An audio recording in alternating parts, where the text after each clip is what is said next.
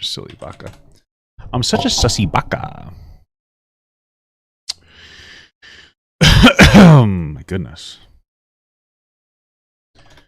Do do do do do do do do. Silly baka. Do do do do do. Ba da da da da da da do. Bow down near near near near. Do do do do do.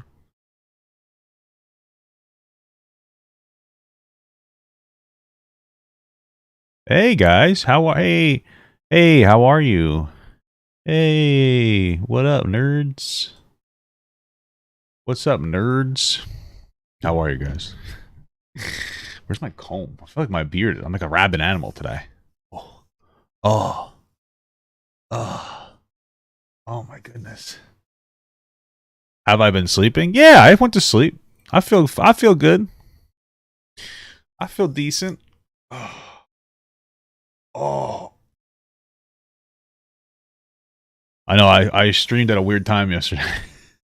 I just felt like getting on, and then I got on and I was so tired. Oh, well, I checked the Pro Jared video today. Honestly, it's possible. It's like it's up in there. It's up in the queue, you know? Maybe we do Pro Jared. Let me put that in the thing. Maybe we talk about Pro Jared. I have 2 other videos to talk about, so I don't really know. We'll think about it. We'll see. We'll see. My day's not going too bad. How's your day going? Bro, my beard is killing me.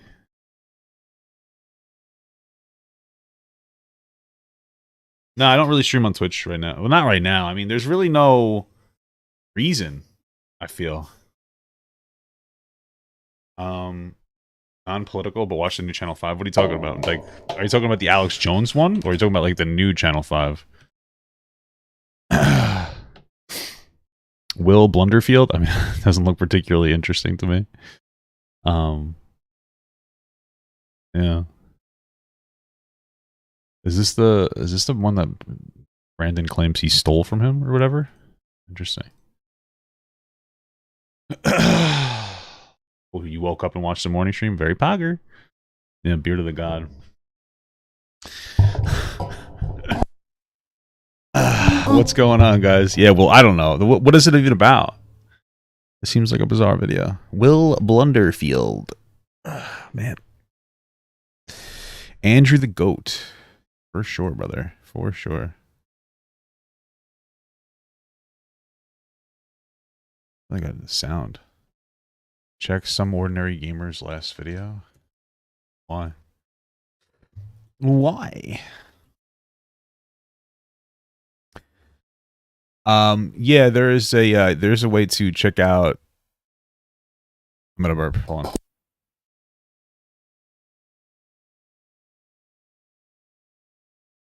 Oof. This is the one you're talking about? Maybe. If you want to send me stuff, just go to the Discord. Just go to the Discord. There's a suggestions channel you can check out. Have I checked out Mr. Girl? I can fantasize whatever I want. I mean, is it an older video? Yeah. This is an older video. Yeah, it's like a year old. Yeah, it's a song. Yeah, it's rage bait. That's all it's really comes down to. It's kind of just like nothing. It doesn't matter. It's what a lot of content comes down to nowadays, bro. It's just rage baiting. It's just rage baiting. What does that mean? You're projecting on your boogie take? What does that mean? I'm just curious about what you mean, brother. Did you hear Hagrid died? No way. No way. Hagrid. Oh no. Did he actually pass away? That's so sad. Robbie Coltrane. I don't know how to say that name. I'm going to look up for a pronunciation so I can do him justice.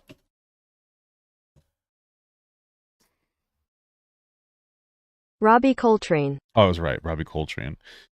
Comic performer who played Hagrid in Harry Potter dies at 72. Wow, that's sad.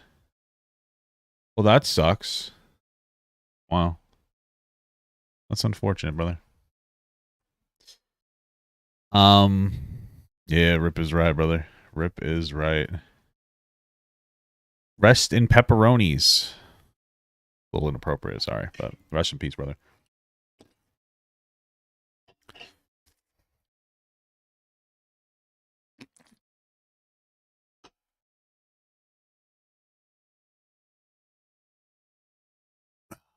Dude, that's not cool, bro. I'm gonna have to time you out, dude. No good, brother. No good. That's sad. That's sad, brother. I was hoping they were gonna make a new Harry Potter with him in it too. Sad stuff. How many people have died now? Probably a lot of people have died. I think a lot of people have died in the world. I think a lot of people have. But I don't know. I mean, you know, people obviously pass away every day. It just seems more impactful when it's like a celebrity that people know, you know. Um are a lot of people he was a little bit older though. People are older. You love Hagrid, yeah. Hagrid, what a Prager champion. Yeah, for real though. I identify with Hagrid. He's a cool guy. They could deep fake him. Well, that just seems weirdly disrespectful. I don't really think that they should be deep faking people after they die. I mean, like, it just it just seems inappropriate. No, but doesn't that just seem inappropriate to you? I don't know, brother. I don't. That just seems inappropriate to deep fake somebody like that. That just seems like wrong, you know.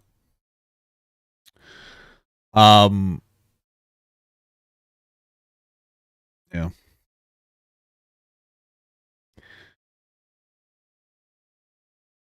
Will I take over the new movies? I'd think about it. I would think about it. I'd think about that, you know. Oh man, how are you guys today? How is everybody today? Are you guys doing okay today? How do you become a member? Yeah, dude, people seem to have a problem. So there's a join button down here for my channel. But if you can't figure out how to become a member with the join button, because the people are telling me that it bugs out, you can go right here and there's a link you can click right here in the description that says helps you become a member. It'll help you become, you know. Imagine if they deep faked the Black Panther. Yeah, I don't think that they should do any of that kind of stuff. I feel like it's one of those things where once they pass away, like the character is part of their legacy to an extent. You know what I mean? You know, you can maybe use a different actor. I get that, but oh boy. Oh shit! Like that? Like the burp? Would I cover my early stream? I actually just released the stream. It wasn't a lot. It was kind of just like I felt like streaming a little bit. Let's see. Prager gut. I kind of just felt like streaming a little bit. I just released it like before. Like I got rid of it from members only. It was the Dream Accusations, Daniel Larson made diss track, Madonna, Terry Joe, and like it wasn't a whole lot of stuff, but it was cool. It was a fun stream.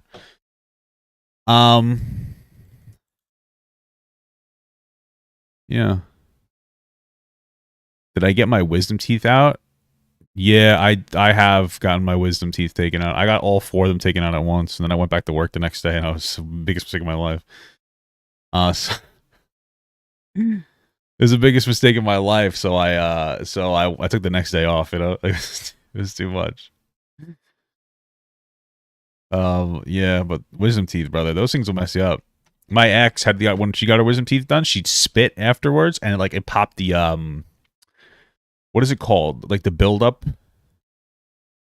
in it. What is it called? Whatever it is, like the blood clot, and then like that was horribly painful for her. They tell you not to really spit very hard. You gotta be careful with that. I also gotta be careful of dumping water all over me. Are we dumber now? Is that how wisdom teeth work? Yeah, exactly. Once you get your wisdom teeth removed, you become dumber. Oh my god. All right. So I guess we'll start with this. Somebody asked me they're like, did you check out this new Ordinary Gamers channel? It says that YouTube needs to remove this channel now. So I'm assuming that this is a suspicious character. from Among Us. Let's give it a quick watch. Okay, let's see. Okay. All right. I also do not condone any harassment of the persons, entities mentioned in this video. Well, if you want them to take it down, bros. Hello, guys and gals. Me, Mutahar. Normally, I don't do this. I have a million disclaimers, but before we get into it, I don't want anybody that's covered in this video to face any form of, if you will, harassment, any form of, ridicule, or any form of targeted, harassment in any capacity. I don't want any engagement to this individual at all, and I don't condone it, and I don't endorse it at all in any capacity. Okay. Because what we're covering is very, very heated topics emotionally. Also, I'm going to make sure this video is covered under fair use principles very well. I'm going to have it looked over, and honestly, if it gets falsely DMCA'd, I will be fighting back. Under fair use principles, we're allowed to use a certain degree of content and then commentate on it, okay? Under fair use doesn't need to be found. Okay. use, all right? I'm allowed to commentate on it, I'm allowed to analyze it and respond to it. But of course, ladies and gentlemen, let's get into this whole scenario. The reason why I'm bringing this up so hardcore... I mean, we're in React meta, so, as long as you... you know what I mean? Like, it's pretty difficult to pull somebody out for a DMCA, you know what I mean? It's pretty difficult. React meta. Hey, baby, React Andy, am I right? Is because today's rabbit hole is quite deep. Now, I'm going to rip the band-aid off real quickly, and I'm going to play a clip for you, okay? And after that clip, we're going to be diving a little deep. So sit back, relax, and just process this. So, okay. Wow, this person only has 53 subscribers. Okay. Wow. I wonder what they're saying. The truth about pedophilia is that it is really subject to all of the details of what it is exactly in full context. Like incest in our previous episode, pedophilia in itself is completely righteous. It is harm-free. I'm going to stop that. Okay. Wow. I wouldn't say it's harm-free. I might have to watch this video myself. Right there. Now, ladies and gentlemen, this is a few this is like 20 seconds. All right. Let me see. The Purpose episode 50. This is an old video.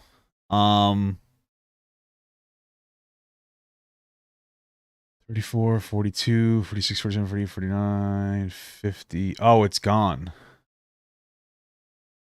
The Purpose episode 50 has disappeared along with 48 or whatever, or 49.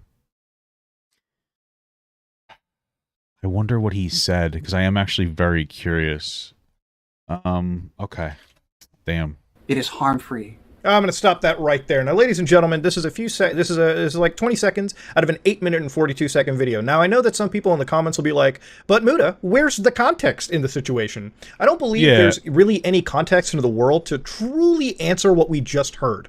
There's not much context that you could hear to truly answer that. The only thing, because that I could imagine, and this is being like charitable, but that's why we need more context, is he might be saying that the act of the attraction itself is harmless, but the act of acting on the attraction is the harmful part. Then I could be like, okay, I wouldn't like agree with the wording because I think it's kind of harmful, but well, not kind of. Being a pedophile is not a harmless act. But Jesus Christ, I would need to see a little more context. Now, of course, in this video, all right, this already violates YouTube's terms of services for this channel specifically. The channel in question is The Purpose with Josiah G. Mizukami. Josiah Mizukami is the actual person of today that we're watching. Now, this person has talked about how incest, and has used the word righteous with pedophilia and incest Yeah, true, he did use the word righteous. So combined. Now, if you look at YouTube's terms of services, you can actually see in this situation that YouTube, all right, what this means, if you're posting content that violates this policy, okay? So one of them is... okay, yeah, it says morally right or justifiable, which is obviously not true. Because if you, technically, the definition of that word is like kids that are 13 and under. So I believe, because I was just reading the DSM overview, that a pedophile is a diagnosis that you have to be at least 16 years of age. And I believe the victim has to be at least, or excuse me, it doesn't even have to be a victim. The attraction has to be on, actually, there might have to be a victim, has to be 5 years younger than you and under the age of 13. I think that those are the conditions that need to be met. Okay. Incest or the promotion of incest. Now, I think when you use the words incest and righteous together, it almost sounds like it's a promotion of. And of course, that's not okay. This is not good. Incest is actually very illegal. It's not a good situation. And also, pedophilia is wrong too. If we look at YouTube's... can you prove that incest isn't good, Mutahar? Please. explain to me why it's not a good okay thing. Child safety. This is like a real conversation that people used to have like in the debate community. Is like, is incest actually bad? Well, if it's two consenting adults, you know. This is fucking crazy. Policy. Okay, let's look at that together. All right. But oftentimes, like, it comes down to a power dynamic. Obviously, like a mother to son or mother to daughter or father, blah, blah, blah, father and their siblings. That's like always predatory because they've raised them. So, you know, this is obviously very inappropriate. And then even if it's like a two siblings, usually there's one sibling in the relationship. Like when you're growing up, that has like a little bit more power. Even like a 2-year difference, 6 and 4. Usually parents will be like, "Okay, watch your little brother," or watch it. There's no condition that this is like okay. You know what I mean? If you think about it, do not post content on YouTube if it fits any of the descriptions. So things such as the sexualization, obviously, that's not okay. All right, harmful or dangerous acts involving, which, ladies and gentlemen, pedophilia is very harmful and dangerous. If you look at the Merriam-Webster definition of it, it's a perversion in which children are the preferred object sexually. Not okay, not good whatsoever. This is harming Which adult sexual? Yeah, about our age and sexual aspect. Okay, yeah. Children. Okay, it is what it is. Infliction of emotional distress, content that could cause minor participants or viewers. I've seen Dennis Prager say that incest is good. There's no way that's true. That's fucking bonkers. Emotional distress, exposing minors to mature themes. Look, I'm pretty sure that pedophilia is pretty mature to expose any minor to. And the reason why I'm so hard on this, these kind of ideologies need a severe pushback simply because the actual core ideology in this case is so harmful to minors, people who cannot emotionally or physically consent to these things. Well, I'm not trying to be an ass. Like, we know that pedophilia needs a pushback. We just really need an explanation on that. It is not something to be normalized. This is an illegal activity, and it's a harmful activity that leaves life-lasting harm to the people that it's intended to, the people that it's targeted towards. It's messed up, and it needs to absolutely be called out and pushed back against, no matter what. Sure. I do not want to be part of a world and an internet where a sick activity like this is ever normalized in any capacity. Now, of course, to further go down the entire laundry list of evidence that this channel violates YouTube terms of services with, I really just want to get on to like what the guy's saying. I'm going to go to another video on this, okay? The Purpose, episode 52, the truth about zoophilia. Now, again... Okay, how are we gonna... I mean, there's not a whole lot here. I can't watch the core video, that's the problem. I don't have to explain to you what zoophilia is. It is fucking attraction in the worst ways to animals. This isn't like, oh, that dog is real cute. This is, oh yeah, that dog is real cute. And oh my god, I'm going to commit a crime by violating it. Zoophilia, bestiality, is a crime, and you should not participate. All right, we're getting into it, okay? The RPM's at 1,000. Now, what is zoophilia, if that's a new word for you? Zoophilia is talking about an attraction between human beings and animals. We're going to go look up the actual definition right now, all right? The official one, all right? I'm just going to go right to the internet. Let's get... I really just want to watch the actual person. I think maybe I'll watch the zoophilia video. Okay. It's history. It's been going on...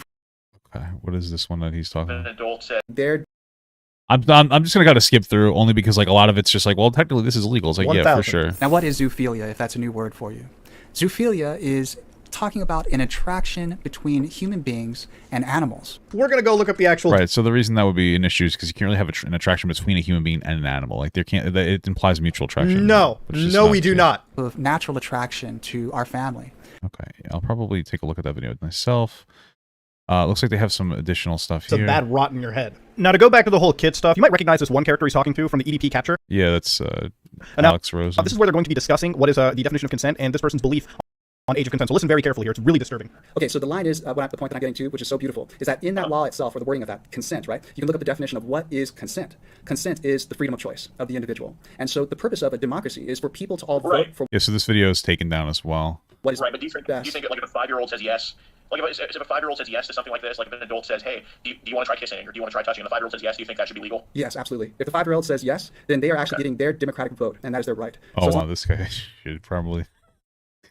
Okay, there you go. That's all I needed to hear. Yeah, this guy, okay. Yeah, this guy definitely needs his whole channel taken down. That's not, like, there's just no question about it. Like, this is objectively incorrect. This person seems to have, like, a very dysfunctional idea of what consent means. This person, I think, thinks... What's going on, Love Mega? How you doing? I think that this person very clearly thinks that willingness equals consent. Because the reality, whether you want, like, it's an uncomfortable reality, but kids can be willingly engaging in these types of behaviors, but they cannot accurately consent to them in any capacity. Even if a 5-year-old's like, yeah, sure, you can do this to me, it doesn't make it consensual or okay, because the kid doesn't know what the fuck they're talking about. They don't know anything that's about to happen. Not only that, but it's also very easy to just persuade a child into doing anything. Oh, you want a piece of candy and then I can do this? Oh, yeah, sure. Like, that's pretty much it. This is disgusting. It's a child. Like, the fact that, like, it is disgusting. It's just fucking stupid. This is their channel. I mean, they really shouldn't have a channel. This is obviously fucking disgusting stuff. There's no nuanced take here. I don't need to watch that video that was taken down now with that perspective where it's like, yeah, sure. Is this the channel? I think it is. Yeah, it is. With that perspective there that a kid can like consent is just fucking incredible. I mean, Jesus Christ. That is that episode is down, and like because I would have watched the full live stream, but it's gone. Which is a good thing. You got taken out why fast. I'm sharing this video with all of you, to help restore your natural godship, your natural power, to understand the difference. What do you mean restricting your love out of fear? Okay, let's just be honest about this, okay? You can love everyone in the world. You don't have to use Yeah. He's saying some weird manipulative guru shit. He's like, I love kids, and I'm not going to restrain that out of a fear of being beat up. Well, you should. To a place known as universal, know what universal consciousness is. Yeah, so I don't think that there's much else that we really need to watch here. Big time model. They're like an American Malaysian model, and apparently these photos seem to be genuinely real. So whoever this person is. Okay, yeah, this person's going to come back. Yeah, this guy's obviously disgusting, and they should have their channel taken down. It's fucking nasty. Okay. Yeah.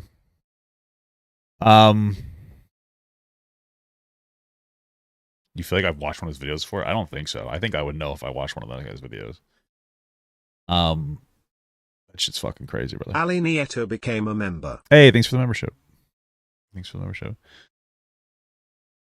What is this from? Who do we want to watch on this? Do we want to watch the Young Turks? Jacinda became a member. Hey, thank you so much for the membership. I'm trying to see. Who should we watch? We can either watch the Young Turks, but I don't know who Ward Off Nation is. And then there's the Majority Report. Sam Cedar's pretty cool, so maybe I'll watch that. Yeah, he's consenting to get beat up for sure. Yeah. Yeah, I saw the guy who played Hagrid passed away. It's really unfortunate. Some sad stuff. It's from his podcast, so it's not going to be widely available. Yeah. Well, it was, and then it got taken down because it got heat, which is a good thing it got taken down. It's crazy. Not the Young Turks. Young Turks is mid. I'm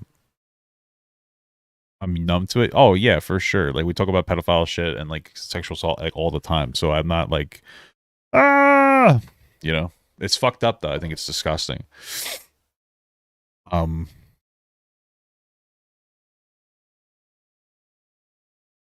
definitely an incel, bro. Never had sex before in my life. Are you kidding me?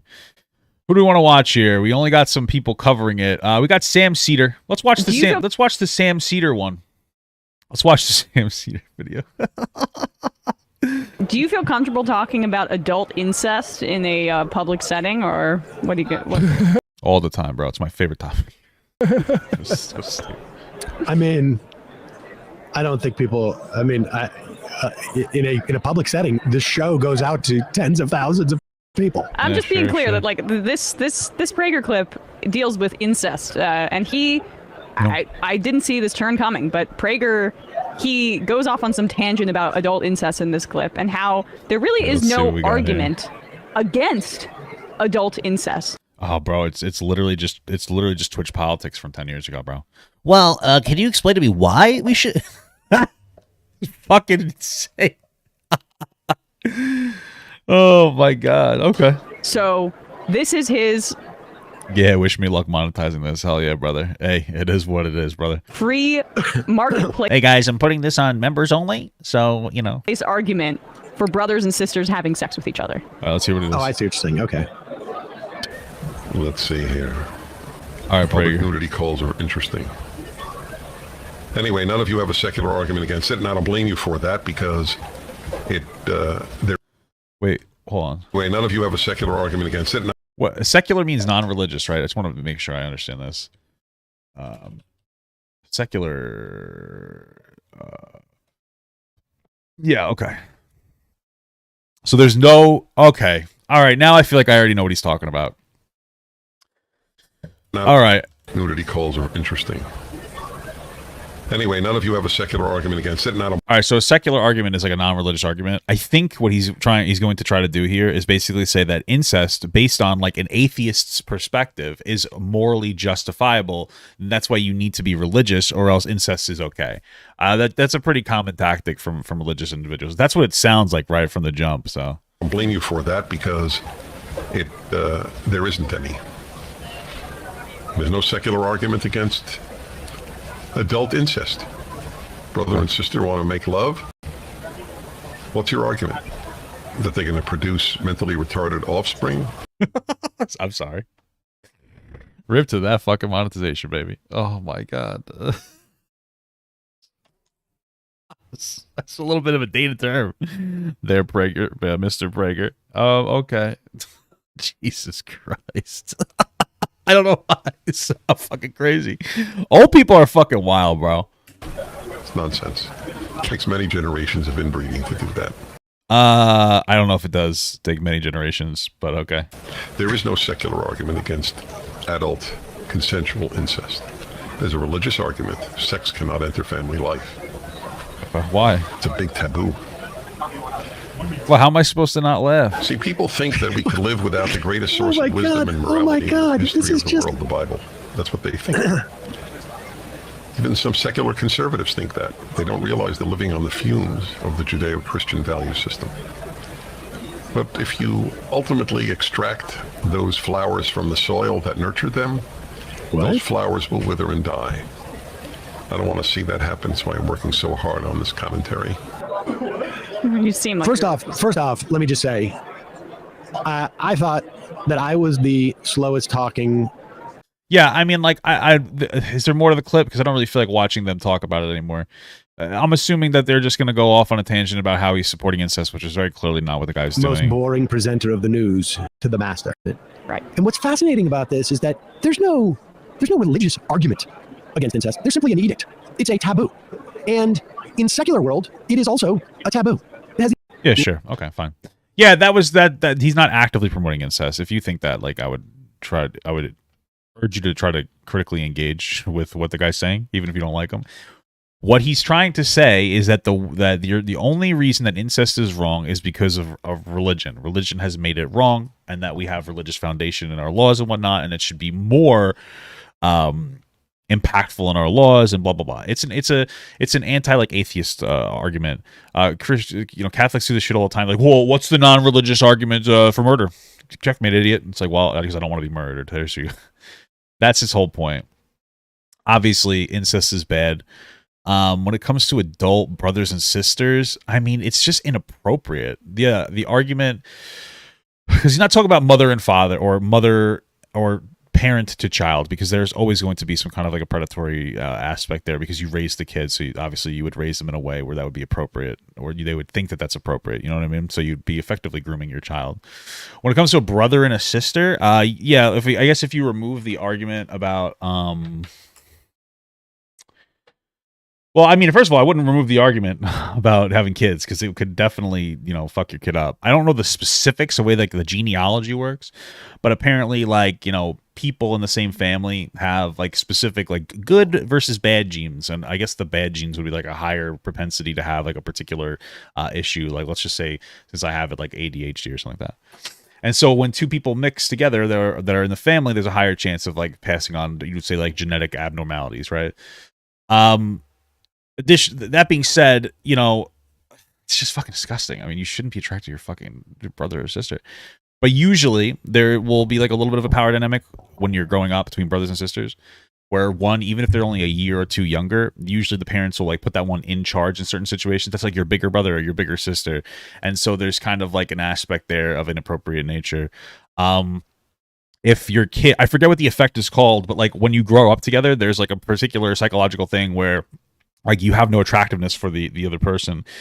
And so if there is some kind of attractiveness that would most likely happen within the developmental years, and the parents don't catch it and stop it through like behavioral therapy or something in some capacity, which can happen. Like kids, unfortunately, whether they want to hear this or not, do experiment with each other. Brothers and sisters do this sometimes, not all the time. It's weird, it's uncomfortable, it's gross.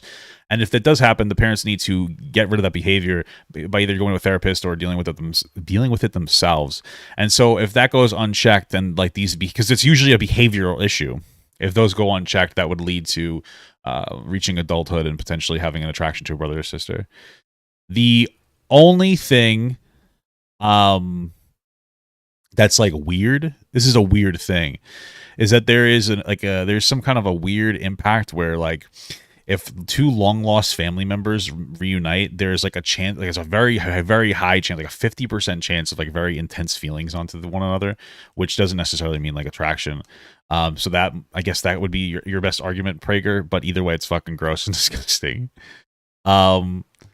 It's fucking crazy. It's fucking nuts. Yeah, so at the end of the day, obviously it's fucking weird shit. People are so weird. I'm so tired of this stuff. Oh my god, this shit's fucking bizarre. Yeah, you got to be careful about the incest, or else your kid's gonna come out and want to be like a brutal murderer, and he's gonna kill Ned Stark. He's gonna kill Ned Stark. Okay. This shit's fucking wild, bro. What a wild stream. I came on stream like, oh, what are we gonna talk about today? Oh, incest? Oh, okay. Pedophiles? Oh, okay. No idea why the fuck we went to there. No idea how we got to this fucking point. No fucking idea. Yeah, hills have eyes. Yeah, exactly. Yeah. I thought the title of the stream was The Rise of Incest. No, The Rise of Incels. What link are you talking about? Why do you keep saying the link? I'm probably just going to ban you from the chat if you keep saying that. So, what link are you referring to? When I talk about Boogie's people not working, not really. I don't care about Boogie. He's a fucking idiot. I don't know what you're talking about.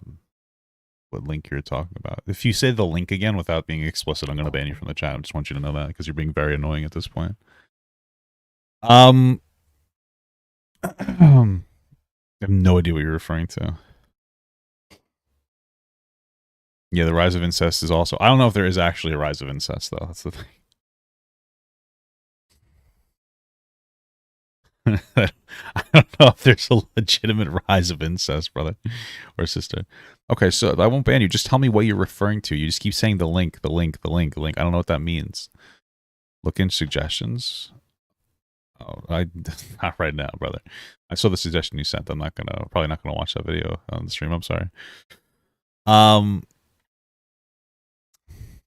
Did RS Glory? Yeah, I guess the RS Glory guy did pass away. What about the biological evolution argument? I guess that would be what it is. You know, I mean, you wouldn't want to have kids, yucky kids. You wouldn't want to have yucky, dumb, fucking inbred kids, would you? Yep, on YouTube, my brother in Christ. I did see the link. I don't know what you're referring to. Are you talking about, like, what's the link? Are you talking about, like, is there suggestions in my Discord? I'm looking at them right now. What happened? Is this the link we're talking about? What happened? I don't know what this is. I'm a little. I don't know what the fuck's happening. Is this the link you're referring to? Like, what are you talking about?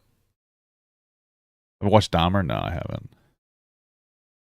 Do you think that adults who are in their relationship with their siblings should go to jail? I don't know if they should go to jail. That's like a behavioral issue. If they're like, that's a whole fucking problem. The most awkward TV confession ever on the news. Oh, maybe I'll watch that. Okay, I don't know what link you're referring to. Yeah, the chance of autoimmune issues. Yeah, shit goes crazy. Shit goes bananas. All right, let me go to the bathroom real quick, and then we're gonna watch something else.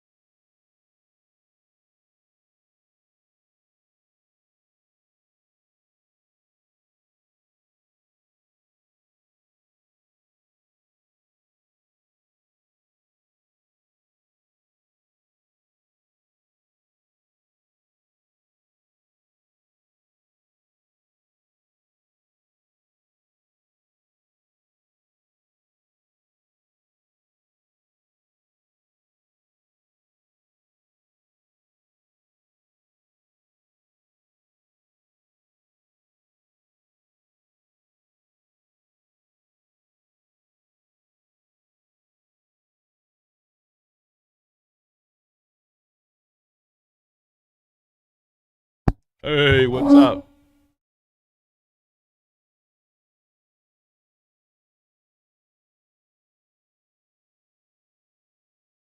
It's crazy. Ugh. Your eyes. Oh.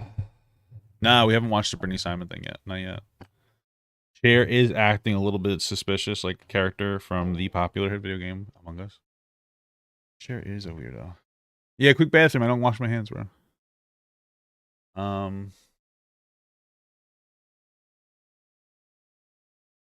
Yeah, I saw the Daddy of Five. I didn't see the whole Invisible Ink prank, but I don't want to watch the whole thing. I saw parts of it. It's pretty fucked up.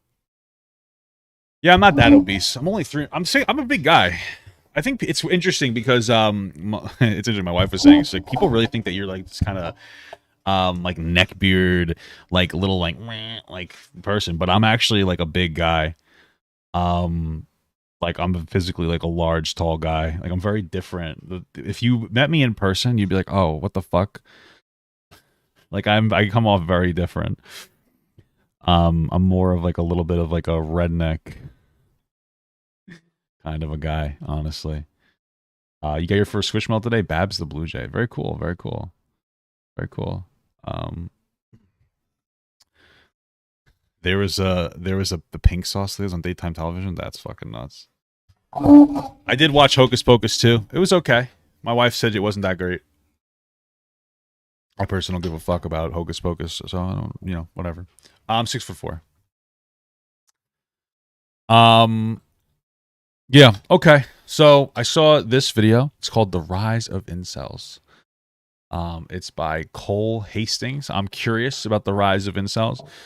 Frankly, I think the biggest issue with why we have so many incels, I really just think it has a lot to do with just the way people interact nowadays.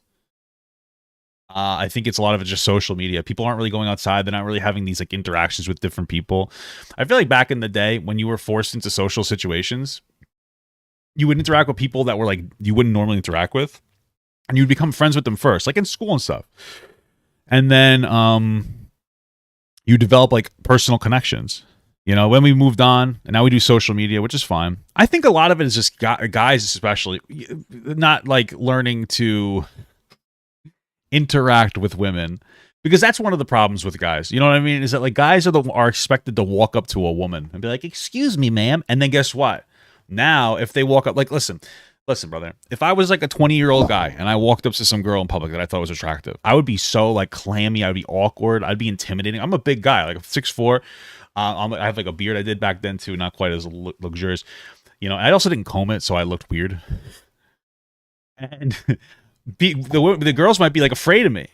That's one of my problems as a really big guy.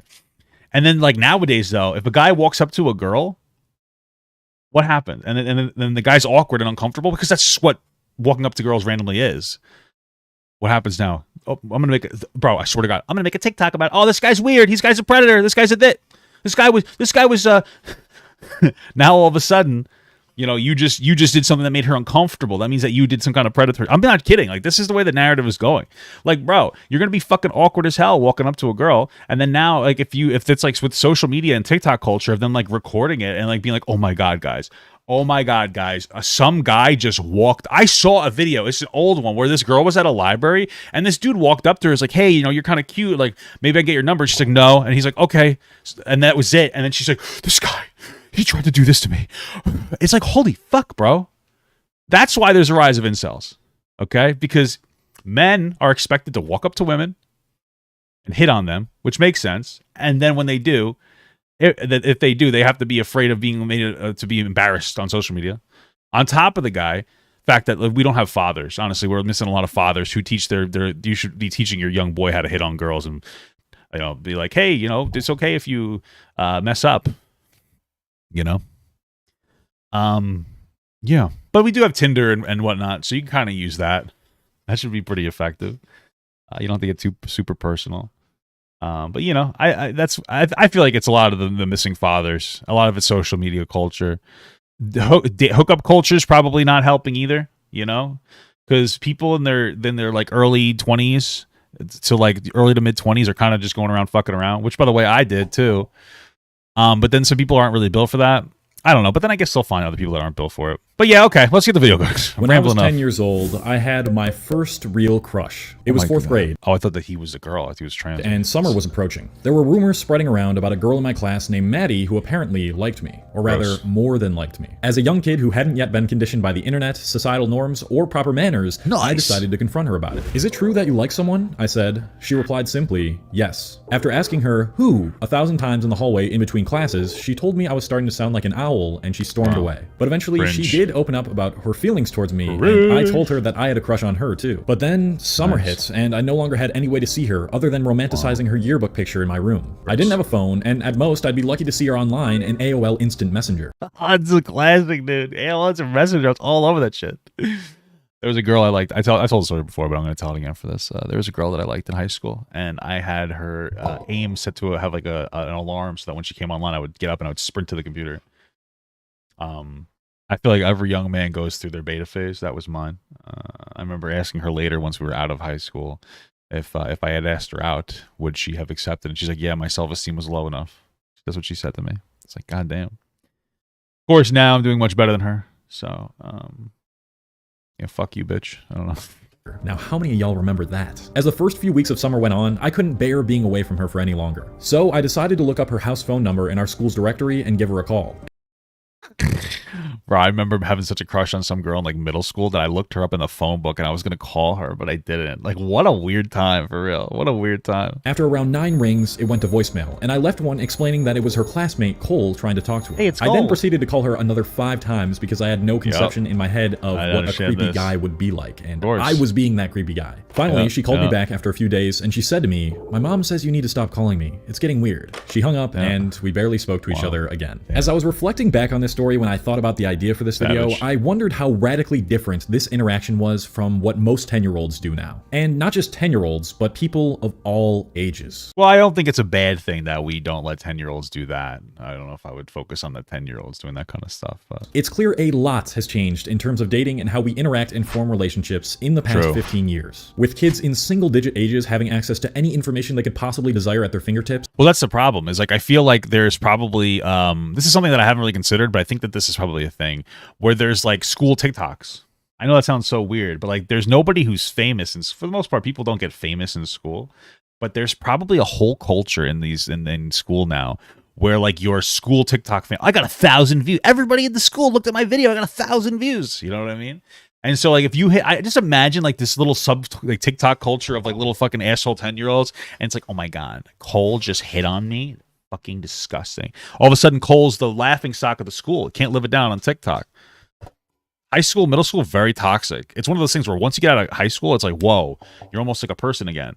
But that shit's so fucking toxic. And now you get these kids getting conditioned to be like afraid of social media and shit. It's fucked up. Dating apps on the rise, and you don't want individuality becoming more realistic. You don't want 10-year-olds dating? I mean, who does? But like kids, that's where it starts. Like little kids are like, I like Jessica. Oh, and then they hold hands and they think that that's marriage. They're weird. The landscape of intimacy has morphed into something scary. The number of sexless men between 18 to 30 years old tripled from 2008 to 2018. Did it? Number of sex. I'm curious about the statistics. So, young.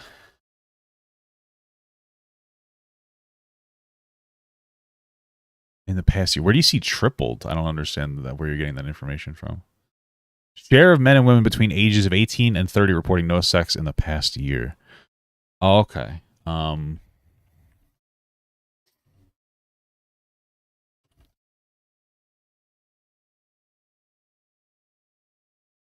I guess back in the day, it used to be like 15%, and now it hasn't tripled. What are you talking about? Sexless men between 18 to 30 years old tripled from 2008. Oh, 2008. Oh, okay. So 10 to about 28%. Okay. To 2018. And I can only imagine that it got much, much worse when the pandemic hit. With this has come the rise of the... Well, wait a minute. Hold on. And it says I was 2018. Okay. And I can only imagine that it got much, much worse when the pandemic hit. With this has come the rise of the involuntary celibate movement, or incel for short. A group of men who are convinced that they cannot and will not be able to form a relationship with women ever due to all the problems brought upon by the modern dating market. Yeah, it's not really. Yeah, I guess so. It's funny that they blame women though. I'm just curious about the study here. To be honest with you, I feel like COVID reversed it a little bit. I know people were like, "Oh, nobody wants to go out." I don't know. That's when you're like slamming the hardest. No, I don't know. Maybe I'm just stupid. People are just home all the time. During the time, research found that sexual inactivity has increased from 19 to 31%. Okay. So during this time, the research found that sexual inactivity has increased from 19 to 31% among men 18 to 24. Men and women ages 25 to 34 also reported an increase in sexual inactivity during this period. Okay. Supply with decreases. Okay, so it looks like men and women are both having less sex, right? Yeah, I guess women from 2008, it doubled for their sexual inactivity. 2018. And when I was 10 years old... Whoa, I just restarted the whole video. What a fingertips, dating incel for tread on. And how much incel for short? A group of men who are convinced that they cannot and will not be able to form a relationship with women ever due to all the problems brought upon by the modern dating market. That's their loser mentality in their head, honestly. Like, you gotta not do that. Although I will say one thing. Okay, so... I wonder how, like, I truly do, because I really know that social media has to have an impact. But again, I was saying fatherless children, and I was talking about how not having a dad makes it difficult to, like, learn how to be a man and to, like, hit on girls and to learn confidence and whatnot. But what about the other aspect of being a fatherless child and, like, only having your mother in your life as a man? And feeling like constantly comparing the girl you're looking for to your mother, the single mother who goes above and beyond for you. You know what I mean? Like, what a high expectation to set when you have a single mom who's, like, taking care of you a lot, and then you're just like, this woman's nothing like my mother. I just wonder, I wonder how much of it is that. How much of these men's assumptions are based on facts, and how much of it is men projecting their trauma as a way to cope with the fact that they're fat, lazy, and socially awkward? Today, I want to explore that question, the ways in which dating and marriage have changed, and what young men struggling with loneliness can do to improve their current situation so they don't end up an incel. Because that is a very, very dangerous and lonely path that you do not want to tread on. More choices, more opportunity. First off, we need to deal with the elephant in the room, online dating. As I was doing research for this video, diving into the depths of internet forums, YouTube videos, and studies, I found a common theme throughout almost all of them. Most of the data collected had to do with dating apps like Tinder. Sadly, this is where a lot of researchers and incels seem to be basing their ideas off of. Before I was doing research, I thought that, yeah, this seems like a pretty good idea to... It's actually an interesting point, because, like, I've seen manosphere people before talk about how they will reference, they don't even realize they're doing it, but they'll be referencing, like, OkCupid statistics. This is one of the statistics where, like, men are more attracted, they prefer 20-year-old girls to girls their own age. That's the claim that they have, and it's actually very untrue. So based on, like, OkCupid statistics, women will set their age ranges, like, within a reasonable age range around their age. Men will set their maximum age range in a reasonable way, but they'll set their minimums like 18 to 20 years old on the off chance. However, when it comes to their actual interactions, they will interact with people of their own age, right? And so this is the problem when we use the word prefer 20-year-olds, like, they don't prefer 20-year-olds. They set 20-year-olds to their preference. It doesn't mean that they're actually interacting. And it's interesting how we're getting dating statistics from, dating apps, which are a lot of times used for sex only, which can be another problem too, because, for young men who maybe are trying to just find love, same thing with young women though. It's hard when you're going on Tinder, and that's a sex app, and OkCupid, like, when I was on it, it was a sex app. You know what I mean? It gets a little bit difficult. Yeah. See where dating is in the modern world. I feel like most of my friends in real life have at least tried online dating, but what I found shocked me. The percentage of adults who use Tinder above the age of 18 in the United States by April 2020 was only 13% total. Okay. 17% of men have used Tinder, and just 7% of women have used Tinder. Now, there were only 602 respondents. Well, so the problem with that is Tinder is legitimately, like, an exclusive, like, you're looking for pussy on there. You'd be better off going on to, I don't know what Bumble statistics are. OkCupid, I was saying before, I used it for sex. It's going to be better. The problem is a lot of these are paywalled now. Plenty of fish, So for this study, but let's just give them the benefit of the doubt and say it's closer to 20% total who have used Tinder, especially after the pandemic. That means 80% of the dating market over the age of 18 has not even used Tinder once. 80%. Not only that, but 80% of the people on dating apps like Tinder are men, and only 20% are women. It's completely skewed in women's favor, meaning they have endless options that they can choose from on these apps. When you take 20% of people on a dating app and you allow them to choose from a pool of 80% of people on that app, It's no wonder that pretty much only the above attractive guys are getting swiped on. Women have endless choices on these apps, whereas men would be lucky getting even one match. And frankly, what I've heard from women and what I've seen on most of these dating apps from like my friends showing me or something. Yeah, Tinder does sometimes work. I met my wife on Tinder. I met my wife on Tinder too.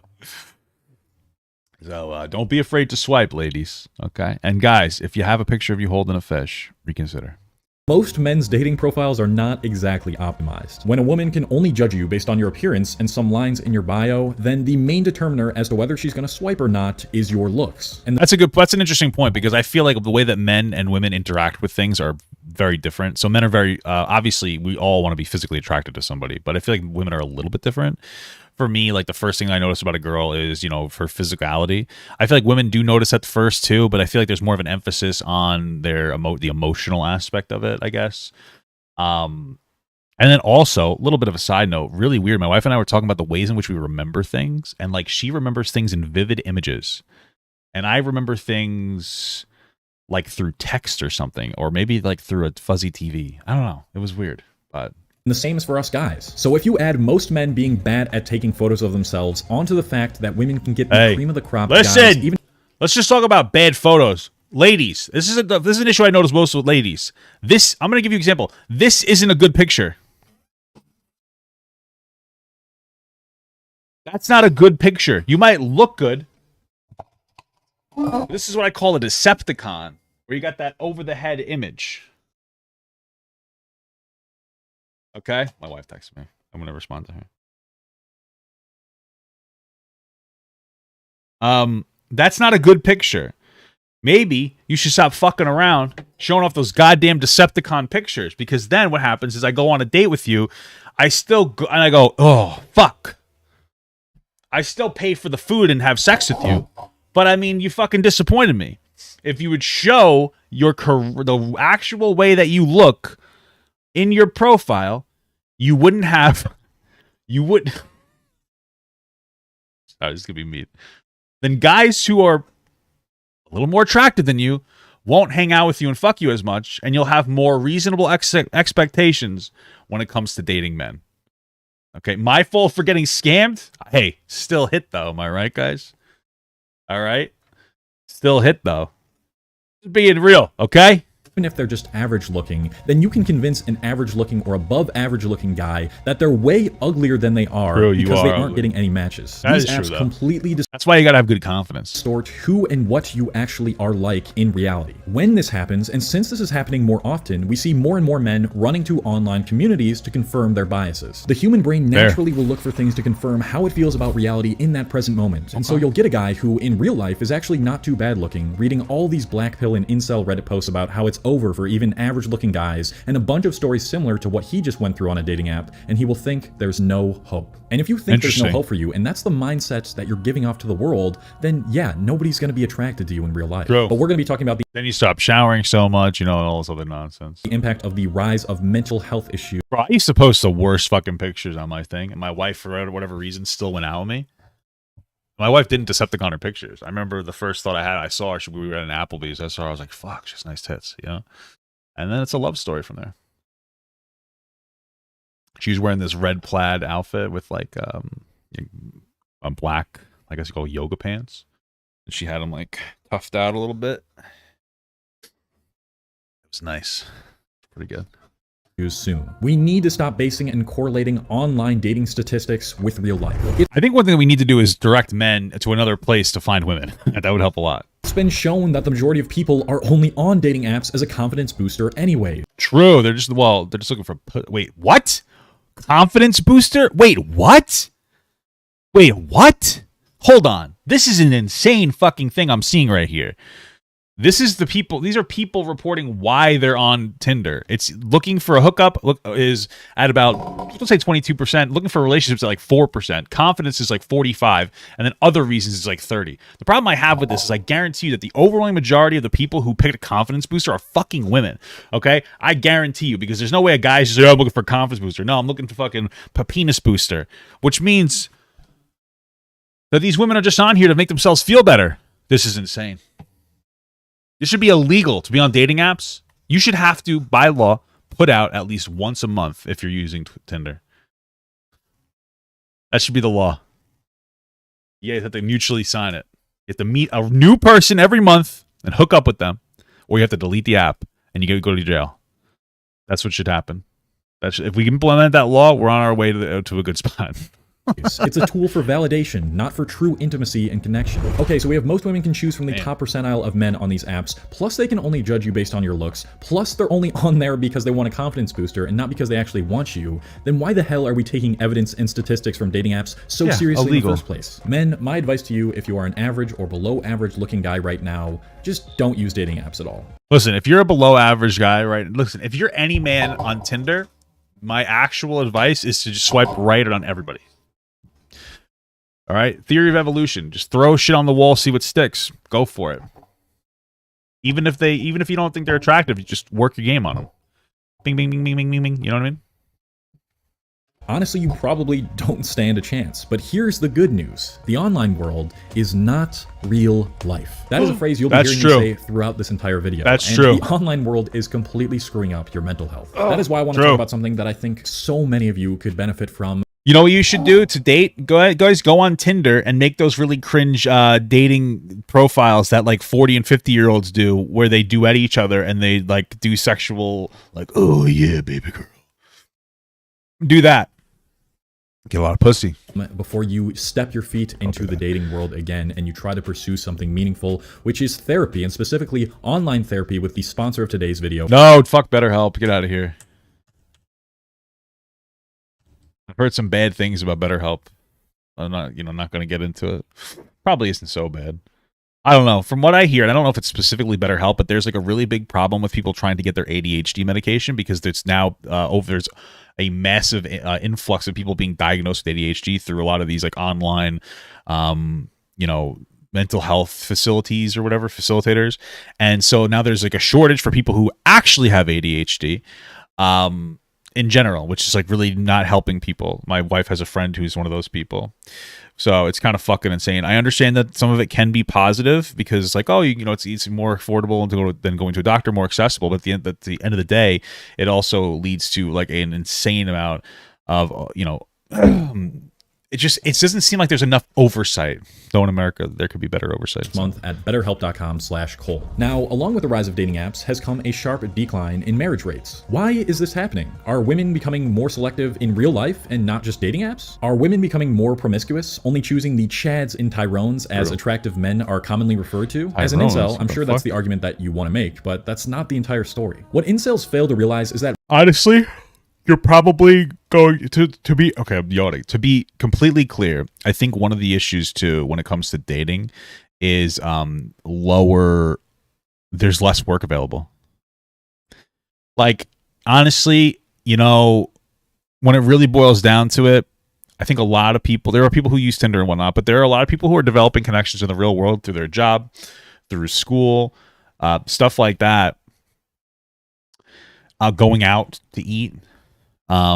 And so, nowadays it's one of those things where like you might see an attractive girl that you work with and then you might get to know them a little bit. They get to know your personality and that you can hit it off there. But with the decline in actual jobs and the fact that, let's be real, incels are fucking smelly fucks that don't want to go outside and work, you're seeing less of that social interaction happening. Get a fucking hobby. Go do something like that. Go get a hobby. Do something. Go get out of the house. Try to be a little more active in the real world.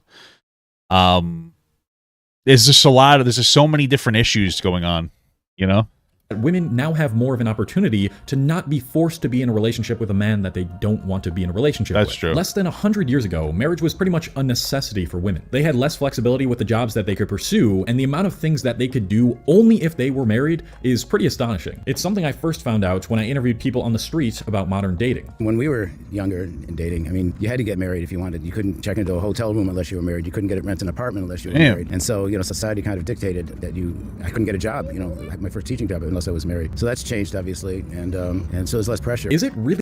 Really? He had to get a job. He had to get married just to get a fucking job. That's crazy. A bad thing that women aren't forced to date and marry just anyone now?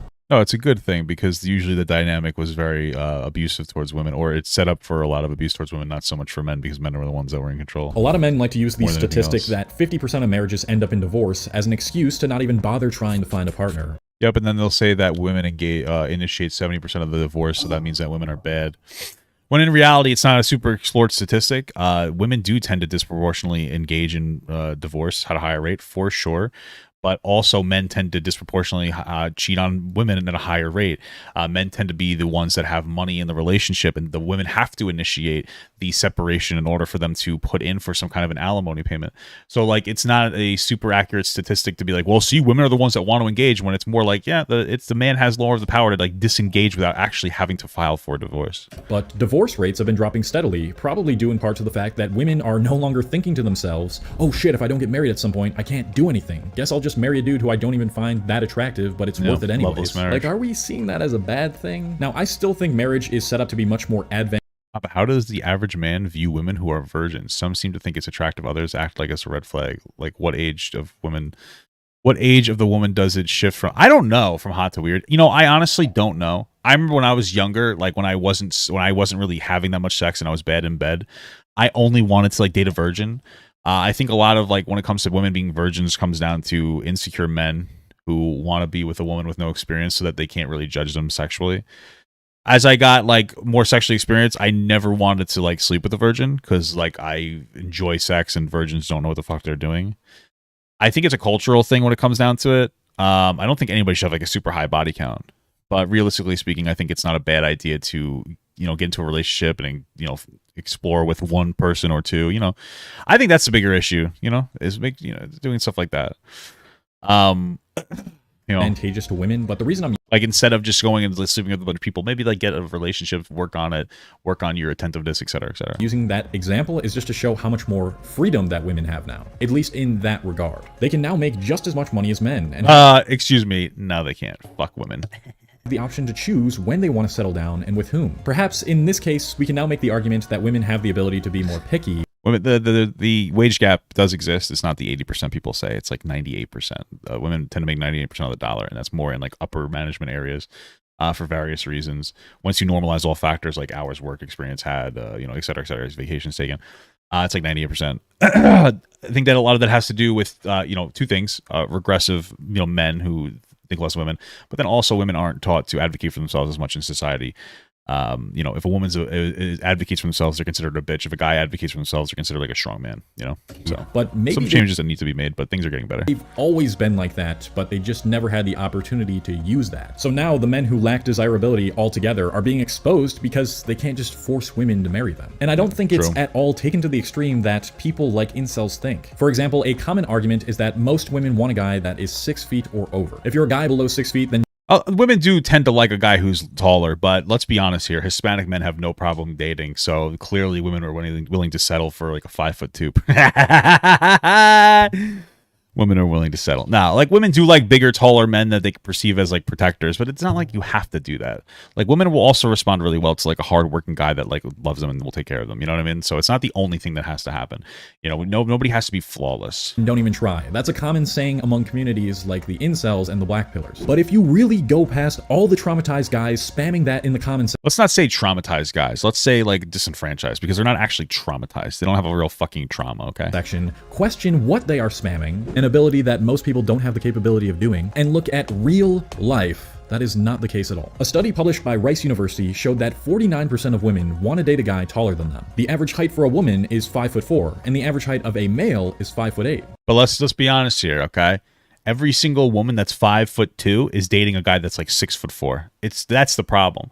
We should make it so that women and men have to date proportionately. So if you got, like, a 6'2" woman, she has to date a guy that's at least 6'5". You know what I'm saying? But that 6'5" guy can't date anybody under 6 feet. It's kind of a thing. All right. No more relationships where it looks like you got, like, a fucking bowling pin going through, like, a fucking mug, you know? Like, you know what I'm saying? This means that as long as you're 5'5" and over, my wife said, hello, husband, how to do a very in-depth sexual education. Very cool. Still have a chance with the average woman. And even if you are under 5'5", you still have 51% of the dating market that's willing to date you. You absolutely still stand a chance so long as you have what is considered to be desirable to most women in real life. And don't worry, I'll be going over why most men are not desirable these days and how... Or men wear high heels. Got them. Yeah, do weight classes like it's like a fucking sporting event. It's like powerlifting. Do height classes. You can be more desirable at the end of the video. Unrealistic expectations and the change in social values. Can we all agree that the pandemic f***ed a lot of things up? Loneliness and mental health issues. Fucking killed my uncle. It's terrible. It was like a father to me. But it also made my career. So, you know, I'd go back if I could. But goddamn, what a fucking crazy time. Skyrocketed. People could not interact with each other in real life anymore. Bro, let's be honest, though. Look at this fucking soy boy asshole. You're sitting in your fucking house with a mask on, you fucking weirdo. This guy definitely has a mental issue. You're a problem, brother. Take it off of the skyrocketed. house. People could not interact with each other in real life anymore for the past couple of years. Yeah. And I did, though. Honestly, I worked the entire time, like in a real job during the pandemic. I was outside working on buses, cleaning them, disinfecting them for the pandemic, et cetera, et cetera. Until this day, many... And I didn't, honestly, try to be an asshole. This is a joke that I'm about to make. Fuck, I can't blink without my fucking tics going up. I didn't wear a mask, and I never got COVID. Then once I quit the job, and I didn't really go out, that's when I got COVID. So, crazy shit, huh? Immunity's got fucking nay-nayed. People still haven't fully recovered from what used to be much more extreme, and they rarely go outside. This trend was already starting to become more prominent, but the pandemic just sped it up tenfold. Nice. No longer are teenagers interacting occasionally through AOL Instant Messenger and having to get their fix of actual social connection through real life. My generation was probably the last one where'd you get this stock footage of these people sitting on the fucking train? Where we at least had a childhood and some teenage years without a smartphone. But now, the virtual world makes the real world go round. So what happens when you take the majority of kids growing up and give them unlimited access to a device where every app is designed to keep you on it for as long as possible? True. I don't know, man. I don't know what I'm going to do. I don't think I want my kids to have this. It's one of those things where back in the day, people didn't want their kids to look at TV. Now we've evolved to this smartphone bullshit. But then again, you have to have your kid go on social media, utilize like an iPad, because they need to learn how to do that so that they can learn how to use computers fundamentally, because that's the way of the future. So it's like a really difficult balance of exposing your kids to this type of stuff a little bit versus doing it too much. But one of the things that really gets me is I'll go out to eat sometimes and I'll see like the parents will take their kids and they'll put them in, like I went to the buffet when I went to Disney. Of course, I love buffets. And you know, there's this you know, parents walk in with like their two kids and they sit them down immediately, turn on two iPads, and they like turn on a show for them, and then they go up and get food. And it's like, holy fuck, like force your kid to exist in the real world. You know what I mean? That highlight drama, negativity, what's wrong with dating, men getting cheated on, women getting cheated on, tweets about really bad relationships. It starts to give everyone, both men and women, completely unrealistic expectations. You get a whole generation of people spending half of their waking hours in a reality that does not at all reflect 7 hours on screen for entertainment. Reflect how things actually are. Yeah. Not only that, but it's so easy to feel like you're getting some form of connection by interacting with people online or watching videos of others, or to use it as a distraction from working on a version of you that is unmotivated, unappealing, and unconfident. It's something that I explained in detail in my video, The Love Shortage. For men, there's a couple key problems. First, there's dirty websites. Having access to this type of content at such a young age will absolutely shape the way most men view women and how they think women like being treated. Listen, let's be very explicitly clear here, though, because I feel like we're kind of pretending women don't look at porn at like as much. Women engage with this shit just as, like, I would argue, just as women are horny. I think that we want to pretend that women aren't. They are. It's just like what the content they look at might be a little bit different. It's having a negative impact on both men and women. It's not only teaching men to have like incorrect boundaries when it comes to these types of engagements, but it's teaching women to have the same incorrect boundaries, or to like take it to, for lack of a better term, in some instances, right? It's not just women. It's not just men, man. It's ruining everybody. You really shouldn't be looking at this type of content. I think it's not good, you know? On a subconscious level, your brain is going to be focused on all the wrong things, and you'll never be able to go beyond superficiality. You'll just be thinking of creepy ways that you can get her to do stuff with you. But the even bigger problem is like when I was a kid, I was like, what if I could freeze time? I would pull down girls' pants and I would look at their boobies and their vaginas. That's what I used to think when I was in like fucking elementary school or middle school or whatever. Like, listen, young boys, you know what I'm talking about, guys. You're like, yeah, I wish I could freeze time so you could just look at girls' boobies and shit. That's how I was when I was a kid. I wouldn't do it now. It's obviously terrible, but like, you know, you're a little horny kid and you're like, you know, it's crazy. Happens when men get rejected a couple times. If they haven't been taught. Yeah, I said the intrusive thought out loud. Bro, you know that we are all thinking it. Okay. Young age, how to approach women, be more Listen, I would disagree. I know women who watch porn maybe once a week. Then you don't know the right women, bro. Women are sitting. Bro, you want to know who was upset when Tumblr removed porn? It was 99% women. Okay. The girls I talked to, they said they barely look at pornography. Oh, okay, because, you know, women aren't going to lie about that kind of stuff. Women are more likely to lie about their body count downward, and the porn they look at downward that is compared to a guy because of the societal shame, okay? Okay? So, get the fuck out of here. It was art, not porn. Get out of the stream. Tumblr is art. Get the fuck out of here, you crazy asshole. You are crazy. You are so sussy. Confident and handle rejection, which is the situation that most men find themselves in, then they will hate themselves and others. And when this happens, they will start to think that they're just destined to never find a girl who likes them. All of us guys know the complete destruction of self-esteem that a girl's rejection can have on us if we're still stuck in that mental stage of basing our worth based on whether that girl approves of us or not. True, but also sounds like a skill issue. In some cases, men can get completely traumatized if their situation is bad enough. Okay. We're using trauma a lot. Naturally, okay. These guys go to the internet for advice or for some sort of confirmation. Because they are in a state of mind that is looking for reasons as to why it's not their fault they got rejected, because they lack the ability to take responsibility, which is a trait that turns off a lot of women anyways, they eventually find themselves on these forums or videos that talk about how men are screwed if they don't have a ton of money, six-pack abs, and they're 6 feet tall. And you don't know what another problem is that all the advice that these men or young men are getting from other men on the internet, it's advice from people who have never gotten girls, right? This is one thing, and this happens in the real world too. It's so weird. What's going on with this? How you doing, brother? When in the real world, how many of you guys has the friend that is the relationship guru who has like never been in a real long-term relationship? Like they know what's the right thing to say, they know how to say it, but they don't quite understand what the fuck they're talking about. Everybody has that friend. I had that friend. I have that friend, bro. That's what this is. That's all this is, brother. It's just manifested on the internet in like the opposite direction. And on all of these videos, the majority of the people in the comments completely agree with what the person is saying. And of course they do, because they don't want to take accountability for the fact that they are traumatized, they don't take care of themselves, and they're socially awkward and have no game. I don't know if they're traumatized. Oh, boobies. I don't know if they're traumatized. We got to stop using this word trauma as if this is like a real, like every incel's fucking traumatized. No. What ends up really happening is that they struggle a little bit in the real world, and they don't have a fucking dad or somebody or some kind of a strong male figure to help them like navigate getting rejected, and then they look on the internet for fucking confirmation bias, and then they turn into little weaselly assholes. Like, and listen, there are issues with society that need to be worked on, but like let's not pretend that they get like that they're all deeply traumatized because the girl said no to them. I mean, like we're going a little too victim-y for these incels. Maybe some of them are traumatized by something else, but we don't have to use the word traumatized. We don't have to. Not everybody in every sphere across everything is always a victim in some capacity. Everybody plays like a victim game. I'm not like shitting on this guy because this video is actually really great. Like I like this video a lot. That word trauma is like so fucking loaded.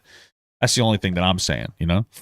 Creates these pill bubbles, as I like to call them, where people can't see a real objective approach to reality and dating outside of whatever pill content they're taking, whether that's black or red pill. It's a bunch of guys coming together, all projecting their trauma. And I wish I could take a black pill. You know what I'm saying?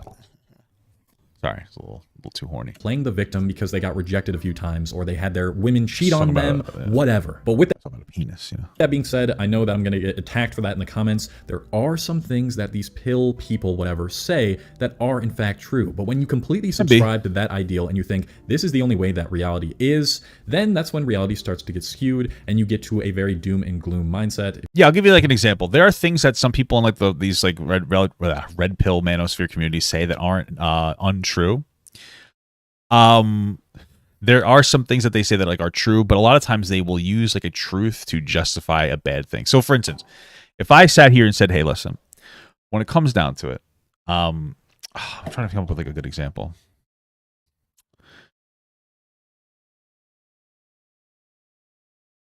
Okay. Yeah, we'll use this one. Hey, listen, it's all memes, brother. So if I sat here and said, listen, men tend to be more physical when it comes to like sex, like intimacy, like sex, and women tend to be a little more emotional. They tend to need a little more emotions. That's like a true thing. However, red pillars will say because of that, that's a justifier for why men should cheat. They should have to be able to cheat, and women should have to put up with it. Right? That's the problem. When we say like men tend to be attracted to women that are younger, which is true, and women tend to be attracted to guys that are older, that's true. Then they'll say, well, that's why men should be able to cheat. This is like a common theme because men only want to date like 20-year-old girls. Like this is the problem with like using a fact out of context to promote like misinformation. If you take it too seriously and you're just so invested in these online things and what everybody is saying in the comments, like, yes, dude, yes, that's how it is. That's how it is. Like, go outside. If you consume enough of this content, it'll start to shape your worldview and you'll give up hope. Bro, look at this graph this random YouTuber made that said my jawline isn't perfectly aligned so that I can get girls. Bro, look at all these guys in these comments that I don't realize are basement dwellers with zero experience. This content is not real life. But if you believe in it enough, then you'll approach every potential situation with a girl with the mindset of, what's the point of even doing this anyway? She's not gonna like me. I'm so ugly. Everything sucks. True. And that just so you guys know, if you ever feel like, oh, I'm ugly, you are ugly. You are ugly. Is going to be unattractive, and of course she's going to reject you then, and then the cycle is going to go on and on. Of course, we should take responsibility for our trauma and where we're at as men, but I do think for a subset of women, their expectations of what they think they deserve has also gone completely haywire. Now, that might be true. We were saying that before. Like you got like on the dating apps, women are using it for validation. So you got guys that are more attractive than women, let's be honest, who are talking to these girls and they're gassing them up. So that some women do have that problem, that they have like higher expectations because of shit like that. It is true. You know, that's what happens because it is easier for women to have sex. So when like a more like, listen, some of the girls that I had sex with, they may have been a little less attractive than me. Some of them. That's probably making them feel like their shit doesn't stink. That's why after I stopped fucking around with those girls, they would find like a guy that looked like me but like less attractive. They would realize like, oh yeah, it's a problem, bro. But like men kind of cause that problem a little bit. The alpha males, they're just like, hey, you know, they'll fuck down a little bit. Daniel Larson, what are you? I don't even know if that's you. What are you talking about, brother? Why are you spamming my chat? What are you going ballistic for, my brother in Christ? Now that it is easier than ever for women to get validation from hundreds, if not thousands of guys simply just by having a social media presence, they will only want the best of the best, and they think they deserve that. Well, this guy certainly doesn't deserve a partner. He's fucking creeping me out right now. And here's the thing about even below average looking women. They'll get the attention. Because guys who have been brought up by dirty websites, who are controlled by what's in their pants and haven't had a father figure to tell them how to actually interact with women, will simp over any woman if it means they'll even get a lick of attention back from them. Well, it doesn't mean simp. You don't have to always simp. I don't know if that part's true. Because what he's saying is like, oh, even guys who are more attractive than these other girls will simp just to get the. I don't know. I think it's the dudes that are going around fucking around with girls, and they're fucking girls that are like under their shit, that are like under what you would consider like their standards, just for pussy. But they'll say like fuckboy shit. They'll be like, oh, you're so beautiful, girl. Yeah, I really like that fucking. I really like the corns on your feet. Oh yeah, I love that you're missing 3 fucking teeth. That's so sexy. Give me some of that gummy. You know what I mean? Like that's what's really happening here. Okay, that's what's really happening. Okay. Them. We blame women for having unrealistic expectations, but the reason they have unrealistic expectations in the first place is because of us men. With that being said, true. Here's the patriarchy, am I right? What is extremely important to understand. The women with unrealistic expectations due to social media attention are probably strongly overlapping with the women who can pick the cream of the crop on dating apps like Tinder. But I feel like some of it balances it out, because if you think about it, anytime a fat woman puts her a picture on social media, everybody just will maliciously and instantaneously shits down their fucking neck. Like, it's fucking crazy. You know what I mean? So I wonder, you know, there's a little bit of an ebb and flow there. Which is most likely a very small subset of women. But this is what I was talking about. All the data, all the stories on modern dating and women, they're based on a minority group. A group of women who you shouldn't even be focused on pursuing anyways, who won't go beyond superficiality and develop a deep connection with you, who won't support you, and who are in fact deluded and just want a guy with a ton of money who's super attractive and in the top 1% of men. Well, most women aren't like that. Like, most women want a guy that can take care of them and whatnot, but most of the women are willing to be like with the dude who just like works hard and whatnot, you know? These are the women that are highlighted in red and black pill videos because they confirm broken men's biases and they make for good controversial content. True. Would you guys ever date a guy shorter than you? Oh, absolutely not. The lights at the end. Oh, absolutely not. You know what's so shitty is like that's not a normal interaction. And you want to know what? This is one of the things I don't that I don't like about on the street content. This is the biggest. You should always be apprehensive about any on the street content that you look at. When somebody does on the street content like that, they are looking for a specific reaction, and they will only show you the reaction that they want you to see, right? So they'll go out there for like 5 hours, maybe not that long, but like 2, 3, 4 hours. And then somehow they'll only have 10 minutes worth of content, 10, 20 minutes worth of content. And so they're out there talking to girls. What do they want? What do they want the girls to say? Oh, well, they want the girls to be really, really aggressive and mean against short guys. So most people, if you ask a girl, hey, would you date a guy shorter than you? They'll probably say, well, I would prefer a guy that's taller. And they'll be totally like reasonable about it and not be an asshole. But they'll find the girls who are like, no, that's disgusting creature. And then all of a sudden, like, that's what you're seeing, and it doubles down your confirmation bias. That's all. That's what you have to be really apprehensive about those type of videos. It's very easy to be very disingenuous when you have heavily edited content like that. End of the tunnel. Everywhere I go, when I look around in public, and even sometimes these people will prompt the people answering the questions to change their perspective. There was this one girl who, like, they prompted her. It was one of those challenges where it's like, oh, do you want a cookie, or do you want us to pass it to the next person and double it? And they'll be like, pass it on. So they had like, this girl that was like overweight, and they were like, hey, can you just accept these cookies? And she was like, oh, I guess so. And so they accepted it, and then like they made it seem like she was like, oh, I really want the, that's how things go. Just because they want to push this like idea, they want to make fun of fat people. Right. I am astonished at how many average to below average looking men have girlfriends. The typical 3s and 4s that don't stand a chance, according to black pill YouTubers, are having tons of success with finding a partner and getting laid. Where did he say this is happening? Astonished at how light at the end of the tunnel. Everywhere I go, when I look around in public, I am astonished at how many average to below average looking men have girlfriends. True. That is true.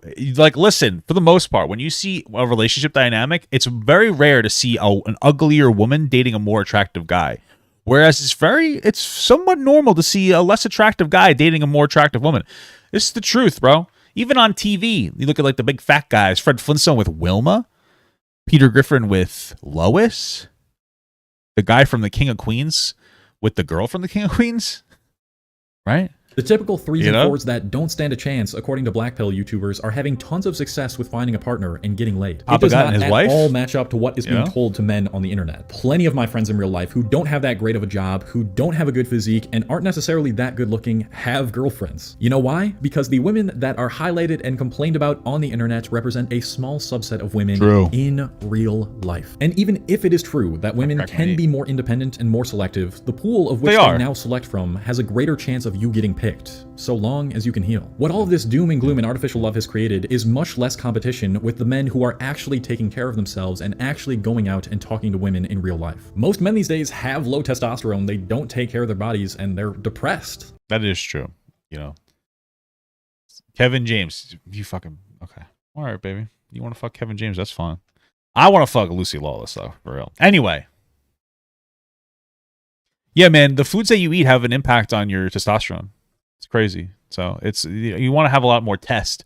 Women like the smell of your underarms. Okay, they won't admit it, but they like that smell. You gotta get those test levels up. If you can heal whatever social or relationship trauma you went through in the past, have an optimistic attitude, start putting yourself out there more and gain more social experience, genuinely take care of yourself and have goals and ambitions, you will be miles ahead of the majority of modern men. You are 18, 19, 20 years old, ready to give up on women entirely. Do you know how ridiculous that sounds? You don't even know who you are yet. You don't even have a personality yet. You gotta go through the struggles, bro. I was a little simp beta male when I was 18, 19, 20, bro. Some real shit. You gotta get your sexual confidence. That's really what you have to do. You have to build your confidence. For me, building sexual confidence like really helped when I honestly, like, I used a cock ring. I don't know what it was, but it made me feel powerful. Sorry for being explicit, but if it helps you out there, maybe it'll, You've been rejected like 3 times. You've never had a girlfriend, or maybe you've just had one and it ended really badly, and now your world. Yeah, I didn't lose my virginity until I was like 19 or 20 or something. Lucy lost at 54. Absolutely, 100%, 1,000%. I mean, that shit. You is completely skewed, and you're just a doomer. Of course, most women aren't going to be very attracted to you. If your mental health is in ruins, start there. Stop spending all your time analyzing black pill graphs and what your sexual market value is, and start spending time figuring out the root of your low self-esteem and social anxiety. Watch videos. I'm educating young men on what they can do to increase their confidence. I have to be a little bit explicit about my journey to build my confidence when I was a young little beta male. You know what I mean? I have to talk about it because I used to have issues with my confidence, bro. I'm not even kidding, okay? Uplift you and help you to gain a better understanding of yourself. Realize that you have way more potential and power than you think if you can start to develop the right mindset towards life. And then clean yourself up, take care of your skin, go to the gym, get a good haircut, dress fashionably, socialize with people. Don't dress like that. That's not gonna help you get girls. But here's one thing, really good advice: wash your legs. I used to think that you could just let the water drip onto your legs. You would wash your stomach, your underarms, your face, your ass, you know, never really got the back, never really got the legs. Got to wash those areas, fellas. Penis, balls, of course. You know, make sure you do like a whip around the ring, if you know what I'm saying. If you got that, if you have that extra skin there, whoop, you get that cheese, you can flick it on the wall, you can save it for later for a little snack. You know?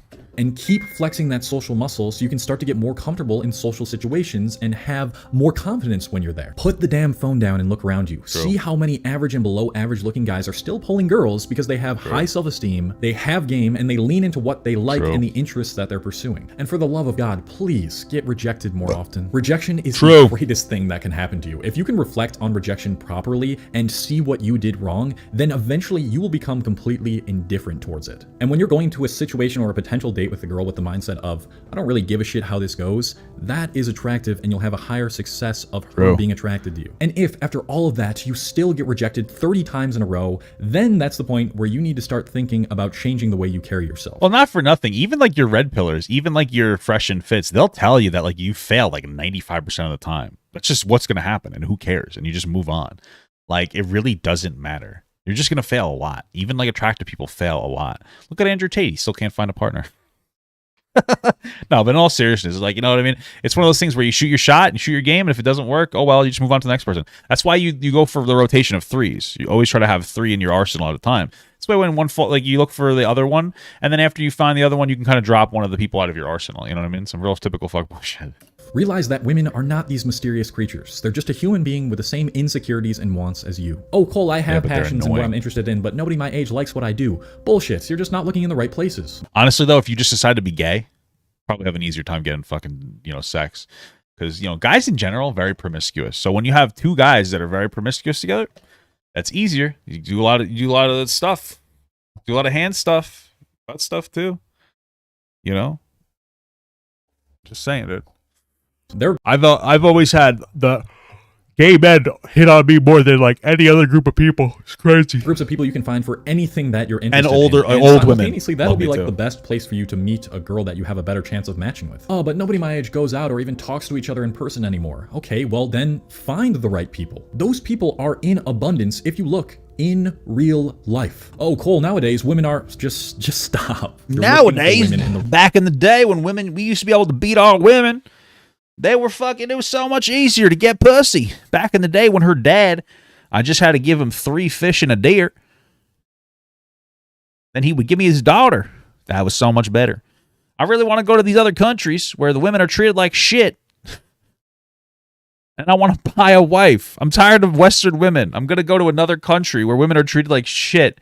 And I'm going to treat them slightly better just because I grew up in a Western country. And what's considered treating women like shit in a Western country is considered treating them amazingly in another one of these countries. And then I'm basically going to buy them and have sex with them. And they're not going to love me and I'm not going to love them. And then I'm going to sleep with other women. And I'm going to feel temporarily fulfilled in the moment. But as time goes on, I'm going to get sadder and sadder because of the fact that I haven't developed a real genuine connection with a person who will sit by me and be right by my side when I go from some of the worst aspects of my life.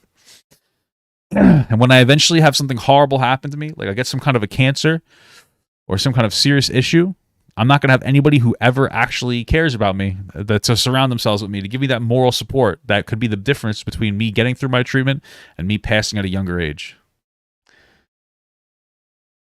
There you go. It's the reality, brother. It's the reality. Wrong places. Dating apps are not where you'll find the women that you want. If you don't like going out, going to a bar is probably not where you're going to find a woman that you want. And if you have a shitty mindset towards life and yourself and you hang around with people like that, then you're gonna attract women True, like that. still hit. Finding events of things you're interested in, taking Still care of hit, yourself, bro. and not being awkward, not needing a woman to make you happy in the first place, having a growth mindset, and getting rejected. Well, yeah, it's a good thing to have, like, be able to be a stable individual by yourself, like work on your career and whatnot, and like, you know, as you build yourself up, women will tend to be more attracted to you. Absolutely. Over and over will eventually lead you to find a woman that you can connect with. Wife purchasing is very based. Way more attractive than you think if you based. can just escape this mindset cycle of hatred and doom. Stop True. making excuses, stop playing the victim, do what you can with the genetics that you've been given with, and you can do a whole lot more than you think. I promise you that. And improve your body language and communication skills. Because this is not real life. Thank you to all my patrons on Patreon. Ever If you don't know say what that. this is, they Listen, here's the one problem. This is the next issue that we're going to have to deal with, and we're not prepared for it. A while back, I was reading about technology, virtual reality technology, that will make it so you won't have to use virtual reality, like hand grips and whatnot, as much anymore. What it would be is some kind of like a sensor that would actually be able to have an impact on the way that you touch and experience feelings. You could touch like a thing in a game and you would feel some kind of like a sensory touch. It's some kind of vibrations in the air. Don't understand it. I'm old. When we get to the point where we've perfected that technology, we're going to have a whole lot of men, fucking virtual reality, crazy fucking women, hentai booby girls. Because let's be real, every man would rather have a hentai booby girl than like an actual girl. It's kind of lame if you think about it. And it's going to be an issue. It's going to be an issue.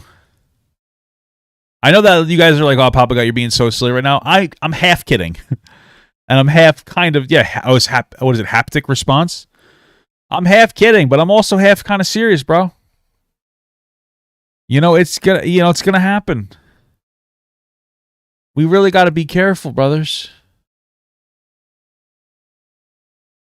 We got to be careful. You can start fucking pulling your wiener out and start fucking the air. It's gonna be crazy. Damn. It'll be fucking terrible. Just saying, man. Got to be careful. Got to be careful, my brothers in Christ. What is this? Let's talk about change. Gotta be careful. It's gonna be that one episode of Black Mirror where those two dudes were jacking each other off in the game. Exactly, dude. Maybe we'll go even farther and just link into our fucking brain stem so we could just simulate feelings. Oh my goodness. Air sex. Exactly. It's crazy.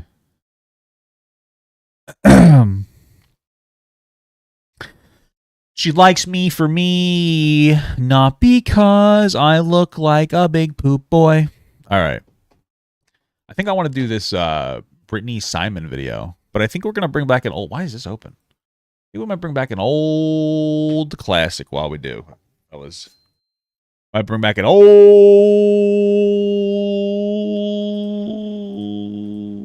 classic, fellas. All right. And that is the Balloons TD6. You know, it's unfortunate because I haven't really been super enjoying.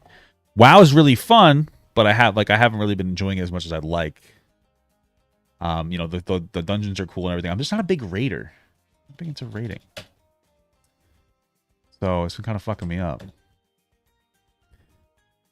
So we'll do some Balloons TD6. Sent you a message in Discord similarly to this when you get a chance. Can you read it? I guess I could take a look really quick. Debating on having to take a shit though, because I kind of have to poop. I have no messages on Discord, so I'm debating on taking a dump, like a really aggressive, fast one. Let's see. I mean, I know this is inappropriate. Let's see. YouTube.com. Papa got... Oh, here we go. Papa got Leftovers channel. All right. So maybe we'll play something from the Leftovers channel while I go to the bathroom. Some crazy stuff here. Let's see. Nah, I can't bring you with. I've been having diarrhea all day. It's been going crazy.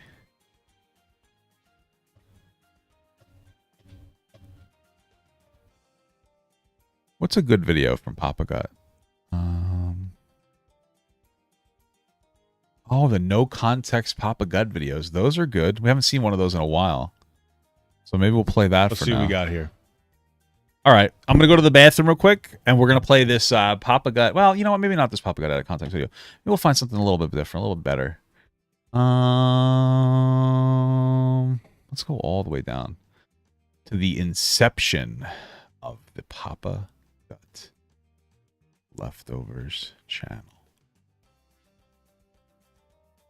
I don't know. Here's a good one. Modern Warrior needs to see this. Maybe that one. This one's kind of fun. Carbonated tuna juice. That's a good one. What do you think about that? All right, let's try this one. I'll be right back. All right, really quick. I'm going to just hide this, obviously. That makes a little bit of sense. I'll be right back. All right, guys? I'll be as fast as possible. All right? I can't tell if you're cool or not right now. I don't know. Oh, I'm cool as shit, buddy. I can't tell if you're cool or not. What? Delphi 5. Dolphin Delphi 5. Yes. You want some? Always. Wait, we're here on the same kind of mode, aren't we? It's made for finches, but humans can drink it too. Finland? Finches. Bro, why do you gotta harass this fucking guy? All right, he's just going about his day. The fact that he's impressed though is interesting. That's where you're from, Finland. No, it's tuna juice. Bro, it's for finches, a bird. It's for birds. Just tell him it's for birds. He doesn't know what a finch is, dude. Give him a break. Thinks you're from Finland. I would too, because you're fucking insane. I mean, I doubt that this is what people from Finland sound like. But, you know, this guy's probably just like, what the fuck's going on? What the fuck? And it's made for finches, but humans can drink it too.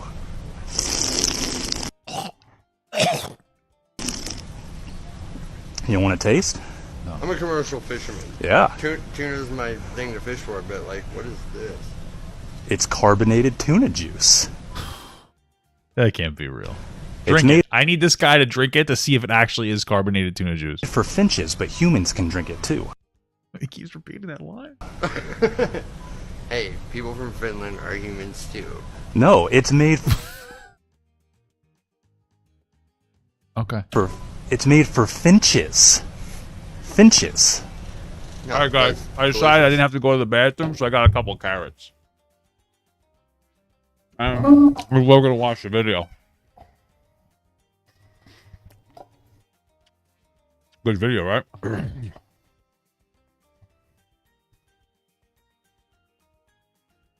Window's not open.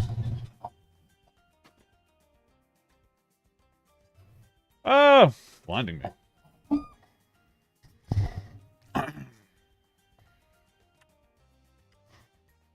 You saw me react to that before? I did. I just played a video of me reacting to it. Did you think that I was reacting to it?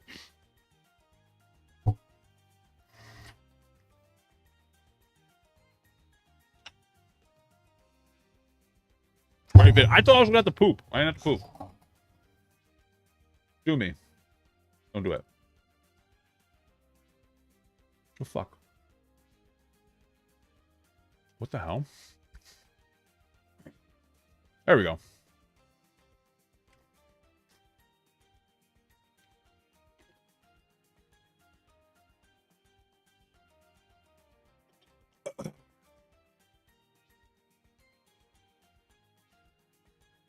It is Papa Guy.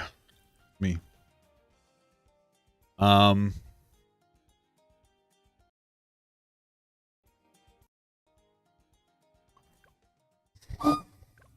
right. Big update. Oh, it's a boss. Oh, what is this? Wow, dumb event. All right, guys. So it's been a while. What the hell was that? All right, guys. So it's been a while since we talked about Trisha Paytas. It's also been a while since we've looked at a Brittany Simon video. It's also been a while since we've played Balloons TD6. So this is a trifecta of perfection. Now this video is called Does Having a Baby Make You a Better Person? And it's about Trisha Paytas. And it is Brittany Simon's perspective on the topic. You know, I'm gonna. Files tipped $3.33. You scared me. Papa Gut, I found a why I don't like the LGBT community part 2. Well, thank you. I appreciate it. That scared me for some reason. I actually got startled, probably because of all the spooky imagery on the screen. Anyway, listen. Now time's gone on. The Trisha Paytas arc is over. Trisha's kind of moved on with her life. I think I can understand. They made a... Oh, wow. I think I can understand. I feel bad about some of my past coverage. I feel like it was pretty aggressive. It was at a time where I wasn't a little popular myself, and I'm not even that popular. But I've been through my ups and downs of social media. Done bad things, done good things. I've done things, unfortunately, brief periods for attention. Not something I do anymore. And while I think that there are a lot of bad things Trisha's done, I also think that social media is a hell of a drug. So I really haven't talked about her too much. But Brittany's going to talk about her. And I'm curious what she has to say. So let's get this going. Let's talk about change. Hello, everyone. Welcome back to today's podcast. My name is Brittany. Of course, a Jewish person that wants to talk about change. I don't... All right. I don't remember if she's actually Jewish or not. We'll just be a little silly. I am, though, so it's okay. In today's podcast, we are drinking a tea my sister-in-law got for me from a local tea shop in my Uncle Iro teapot. Wow. I don't know what's in this tea. So, the only thing I know that is in it is like a minty kind of flavor. Oh, yeah, it's like a minty and chamomile, and that's all I know. It's like wildflowers. It's very good. I've had it before on the podcast. Okay. In today's video, I want to talk about change and what brings on change in a person's life. 2-3 podcasts ago, I did the podcast on Trisha Paytas, and some people... You know, fundamentally, what brings change into people's lives is really just some kind of stress. Could be good stress, could be bad stress, but just some kind of stress will add change to your life. It's really nothing super complicated. And stress isn't like, it doesn't have to be a huge thing. Stress could be getting a new job. Stress could be losing a relationship. Stress could be gaining a relationship, right? Like, you know, being in a relationship with somebody can be stressful in one ways and de-stressing in other ways. And that will create change. That's why I think that people who are famous, they tend to not change very much because you have less stress in your life. The more money you have, the less stress you have, the less growth I think you experience. So people are upset. I understand you're coming from a very specific perspective in your bubble, in your reality. And I'm going to be honest with you. I can hear the trauma in your comments. I absolutely know why you're upset, but I want to calm you down because you can't live your life that upset, okay? I can. First Don't and tell me foremost, what to do. in my video about Trisha Paytas, Don't tell me what to do. Made the statement that obviously she has changed now that she's had a baby, and it's for the positive. And a lot of people were upset saying that, you know, people can't just have babies to change, but they do. And so I want you to be... Well, I mean, you can just have a baby to change. I don't know if that's what Trisha did. I think she just really wanted a baby very badly, and she had one.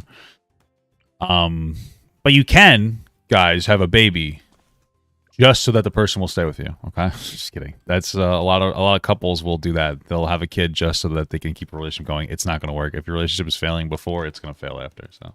Open to the idea that not everybody is a narcissistic parent who's going to breed you into a traumatic experience. Maybe Trisha is, maybe she's not. But people change when they have babies. If you're not I mean, listen, you know, it's one of those things where because a lot of people don't like Trisha. They're like, oh, she shouldn't have a kid. I've said that before, jokingly, but then also she's a little crazy. But at the end of the day, we have a lot of different people who aren't necessarily fit to be parents.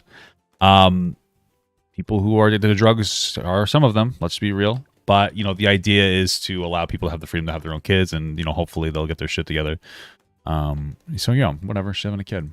Doing the whole pregnancy and labor thing, the physical changes you go through when your kid is born. Wait, what is this? Might not be as Who's this guy? dramatic, but it's still pretty obvious when you become a parent. So you get those dark circles under your eyes from the constant lack of sleep, not to mention your style might change a little bit. Goodbye, expensive duds, hello, spit up stained t-shirts and sweatpants. You might even find yourself with a more cuddly physique, the classic dad bod. But the changes on the outside are just the beginning. Your insides change a lot too, leading to what you might call dad brain, or even just parent brain. Tweaks to your brain tissues and hormones that prepare you to take better care of your kids. But based on what they've learned so far, it seems like a lot of the same brain-related changes that happen in parents who just gave birth also happen in parents who didn't. For example, we know that some areas of the brain tend to get bigger after childbirth. And a 2014 study in the journal Social Neuroscience found similar patterns in brains of new fathers from heterosexual couples. adults. Using MRIs, the researchers looked at 16 new dads' brains and found that the size of certain areas increased in the first few months after their child was born. The areas that grew were involved in things like planning parental behaviors, responding to infant cues, and feeling good about attachment and bonding. Wait, so hold on. Parental increased in the first few months after their child was born. That's interesting to me, though. It's interesting that this would happen after the first few months. Because that suggests to me that it has to do with having a baby around you more than anything else. Maybe it's like a pheromone release, but like being in a responsible parental role. I could see, because you're not going to have like a hormone release. You're not actually doing making the baby yourself. Like the wife would have like a hormonal release. So it's interesting that it happens in more like months after, like as some kind of like environmental impact. Feeling good about attachment and bonding. Just like an ego death, it's going to be different for everyone and not always what you think it is. So as an example, people always say to me, Brittany, how do I know if I've had an ego death? Well, usually you change. Usually you have a different relationship with your ego and you change, right? When you have a baby and you change for the better, that's how you know it changed you. If you don't change for the better, then you're just different. Now, well, if you're not a smart person, I guess you wouldn't really be able to make the distinction of like whether your change was better or just exist. You know what I mean? But okay, I know what you're saying. You can change for the worst as well when you have children. I know a woman who gave birth to a baby after having a very successful career, very successful marriage. Her and her husband were in their 30s, and people were like, you know, you would make a great couple, a great parent couple.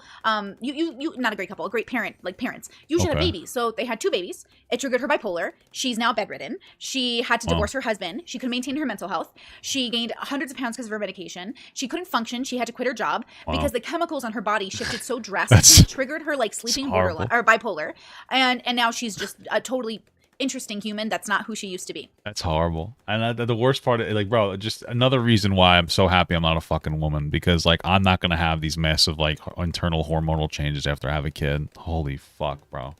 Her husband, ex-husband has moved on. He's remarried or repartnered, and then their kids. That's crazy. Well, they're definitely kids who had to raise their mother and help their father, right? Because something unique happened. Now they all kind of managed, and they are a pretty functional, wonderful family. I really love this family. Well, I really, really love this family. So no shade. But sometimes we always think of the baby as this perfect and wonderful miracle that's always going to be positive in people's lives, and that's just not a fact. Not everyone's meant to be a parent. Ask a parent, and they might say, my relationships with my children are absolutely the most important thing in my life, even more important than my relationship with my partner. Sure. The joy of being parents, I don't know anyone who says it's easy, but the reward is amazing. We have a lot of gratification from just sort of raising these like beautiful boys who are doing like amazing things every day. But not everyone wants to be a parent, and research suggests those without kids are actually happier. Parenthood is like a roller coaster ride of ups and downs, of highs and lows. And life without children is simply much more stable. It has much less variation. Yeah, I mean, I'm sure that's true that they might report that they're happier. I mean, how do you quantify like that happiness though?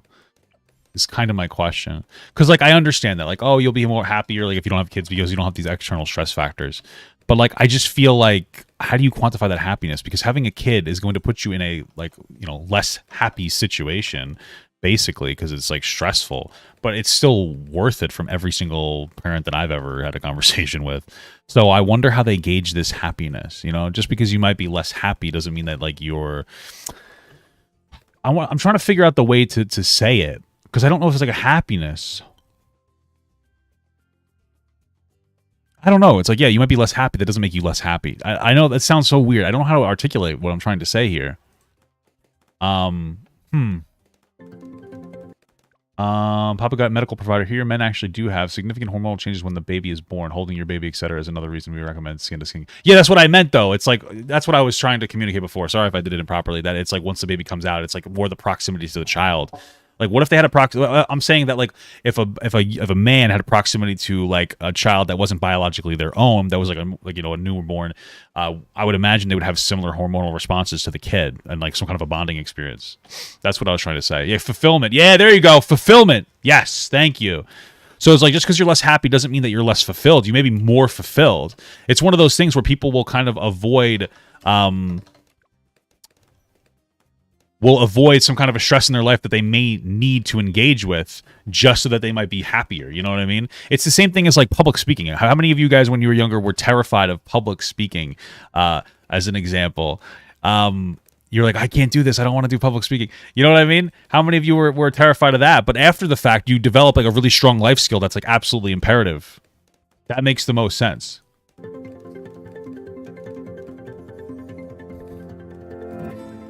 Meet Amy Blackstone, No. author of Child Free by Choice. She herself has chosen to be child-free. Damn. She's also been conducting research on the subject for the last 12 years. Wow, By my incredible. mid-30s, I had 3 friends share with me that they were pregnant themselves. I have 4 started to friends. really worry that something was wrong with me. What I was relieved to discover is that there is no scientific evidence that there's a thing called a maternal instinct that drives women to become mothers. And sometimes What? I feel like that just can't be true.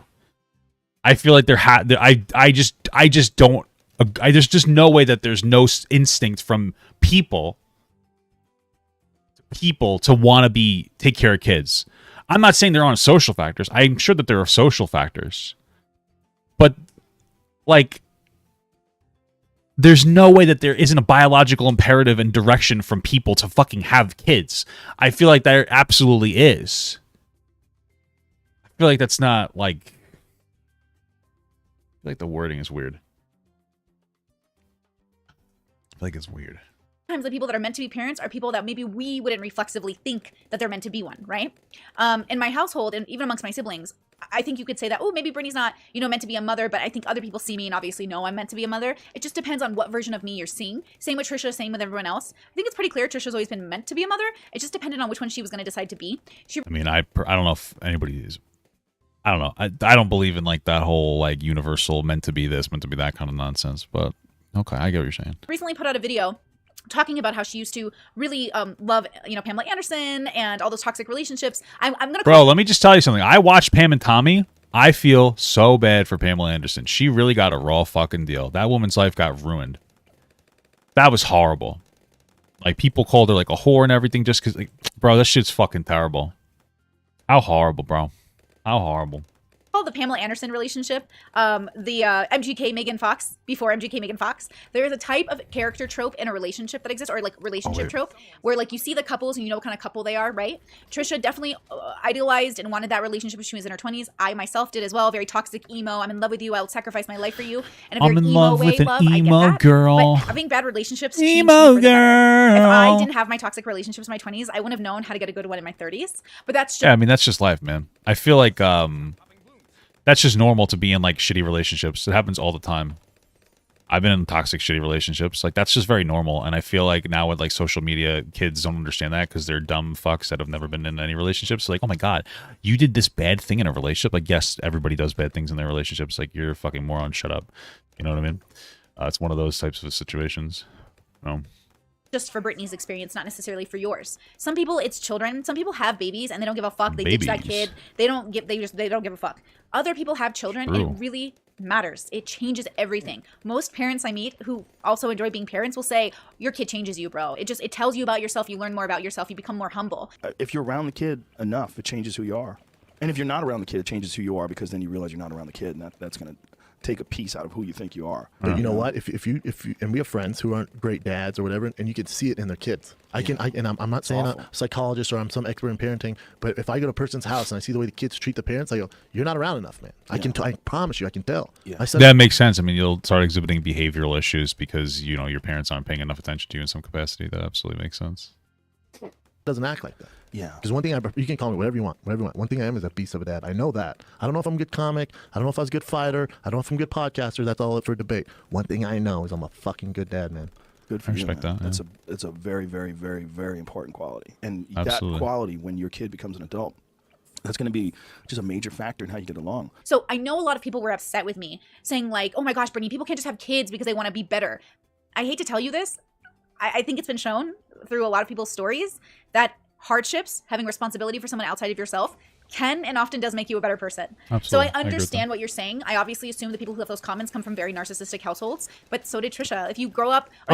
Maybe. I feel like it's one of those things. I feel like they don't have to come from like a narcissistic household to have this really weird perspective about like, or like a disconnected perspective. I feel like that's just normal now.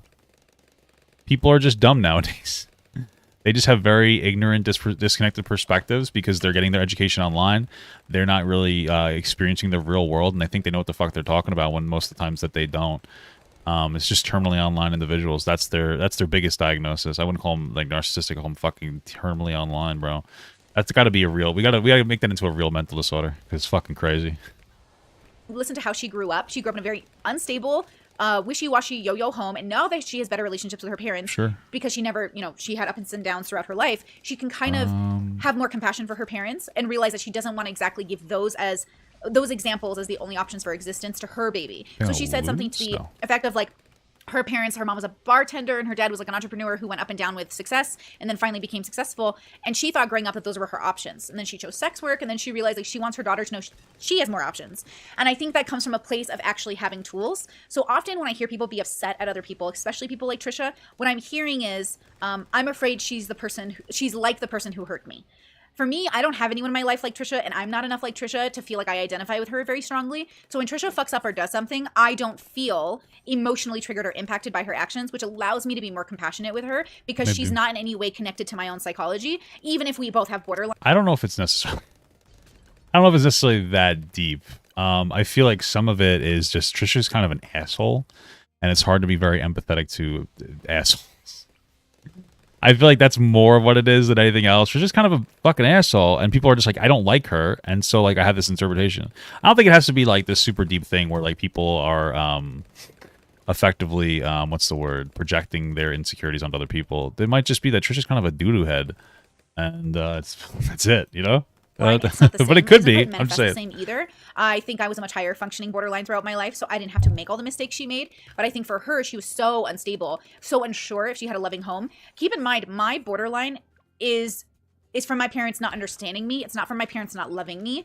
I think other people's borderline comes from having often households where they don't know if they're loved or not, period, and they're not sure what that means, and they might not even be a priority. I know all my life, and I knew all my life that my parents prioritized their children. They just had unorthodox and bubble ways of thinking, which led us to having a lot of controversy, and even to this day makes it that I can't be in my parents' home for more than 3-4 days before I'm usually like, oh, I'm gonna get triggered, because we live in a different reality, so it feels like gaslighting. But that's the thing, reading your comments on my podcast about Trisha feels the same way to me, and that's because we all live in different realities. So when you go around saying Trisha's a grifter, Trisha's a bad person, Trisha's never going to get better, you're just projecting. Now, it's true that Trisha might not get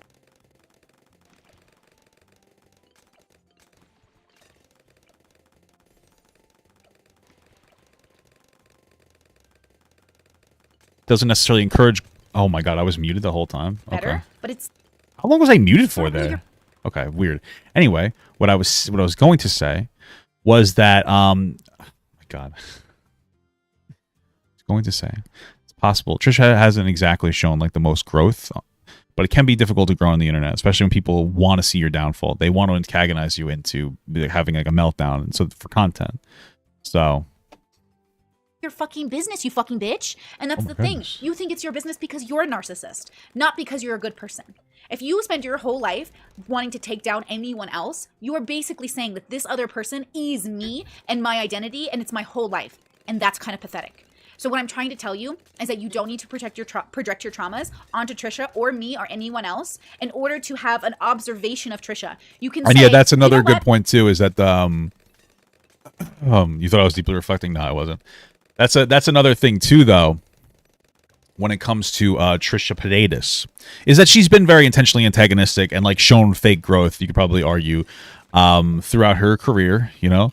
Been a little bit performative, so it's difficult to take her seriously on anything. So that's another part of it too, for sure.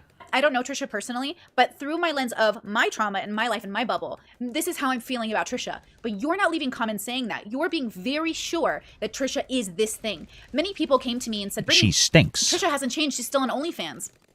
Can moms not be on OnlyFans? Did you think that I, as a sex worker, first, I'm not going to be on OnlyFans when I have a baby, but also... Well, it's weird because people were like, oh my god, like when she was pregnant, she was still on her grind and doing work, and people were like, oh my god, she's sexualizing the baby. It's like, no, she's not. She's just working. Why are you so, like, what's your malfunction, bro? Like, it's crazy. People are rabid animals, man. It's true. It's true stuff. Did you think that that was going to be, like, an argument towards or against Trisha? Like, people were writing me, like, oh, Brittany, Trisha's the same. She's using her baby for videos. And I'm like, she'd be a fool not to. What are you talking about? Like, it's okay. All parents, it's normal. Well, I don't know. I would... When it comes to the statement using her baby for videos, there's a difference between using your kid in a video and just like having your kid in a video or making videos about your kid. I mean, if she's actually like legitimately like using the kid, like, yeah, that's a problem. But I feel like that may not be the most generous interpretation. Like, she has a baby now and she's putting the kid in the videos, and Like that's like, you know, she's probably do a little too much TMI, and I'd be careful for her of introducing her kid to some of the more toxic aspects of social media, right? Like getting hooked on likes and views and, you know, et cetera, et cetera. But, you know. And also, it's normal that we want to share that we're happy. You really think I'm not going to be breastfeeding my baby on YouTube? You're insane. If you think I'm going to have a crying baby while I'm streaming and I'm going to stop my stream versus just throwing a blanket over my boobs and breastfeeding, you're insane, right? But I understand what you're saying. Like, she's using her baby for clout. But again, for people who want to be mothers and people who have borderline, Trisha's a great example of like, okay, not necessarily the most healthy mother, but a mother who's trying, and that is an amazing thing to watch. So again, when you tell me, Brittany, you can't just do something to change your life, okay, hold the phone. I know what you're saying, but it also isn't true. Many people have a story where having a child changed their life. Many women get pregnant on purpose to save their relationships. A lot of people do a lot of crazy shit because they don't know better or because they think it's the best solution. You cannot go around crucifying everyone for being imperfect because you yourself are imperfect. We are imperfect as a species. Now, you can give your insight, you can be compassionate and loving, you can meet people where they are in their journey, but if your whole shtick is just to lecture people for the changes or attempts at changes in their life, I don't have time for you either, boo-boo, because you're just as negative as anyone else being negative, and that negativity is not helpful. The amount of people on Trisha's videos leaving comments like, did you notice that she holds her baby weird? Did you notice that she does this weird? Did you guys ever consider you're projecting? Did any of you crazy fuckers ever think that maybe I'm the problem? Because when I see Trisha hold her baby, I'm like, yeah, that's how you hold a baby. I've worked in childcare professionally all I have no idea how she's holding her baby. It probably doesn't really matter that much. Okay. Through my 20s. I work specifically with newborns, and I specifically work with babies 2 at a time. Personally, I worked with oldborns. Funny Papa Gut joke. It's funny. Always had 2 newborns, 2 babies, and I hate to tell you this because maybe you don't know. Actually, I would love to tell you this. Babies are incredibly fucking durable. Like, yes, they're soft little beans and they're very fragile when they first come out, but Trisha's baby, that's a durable baby. Well, I mean, listen, I don't know how Trisha's holding her baby, but I don't know how durable they are. I mean, if you shake them too hard, they die, or they have like traumatic brain injuries. So I don't know how durable babies are. I'm just saying it, but okay. You know a durable baby when you see one, but also it's insane to me that people don't know how like flexible and amazing the baby's body is. And yes, though, the skull is very fragile, and though they're very fragile, literally, they're not going to break because she's holding them in a way that you think looks wrong. Remember, Trisha's actually holding her baby, right? And she's not going to be perfect. A lot of parents don't know how to hold their babies. A lot of parents don't know how to feed them. That's a better argument. Hey, listen, maybe Trisha's just like, you know, makes some mistakes sometimes. It's not that big of a deal. And like, hey, you know what? You're probably making, or people in your life probably making the same mistakes when they hold their babies, but we don't really focus on that because they're not public entities. Like that might be a little bit of a better, argument to go with. But okay. Eat their babies. Many parents freak out and call their doctors. Did I kill my baby? What do I do? The baby's not breathing. Oh my gosh. Babies bring out so many fears and anxieties in people. Even if you're a nanny, even if you're a mother or a father, it's anxiety inducing. No one's going to do it perfect though. Period. The end.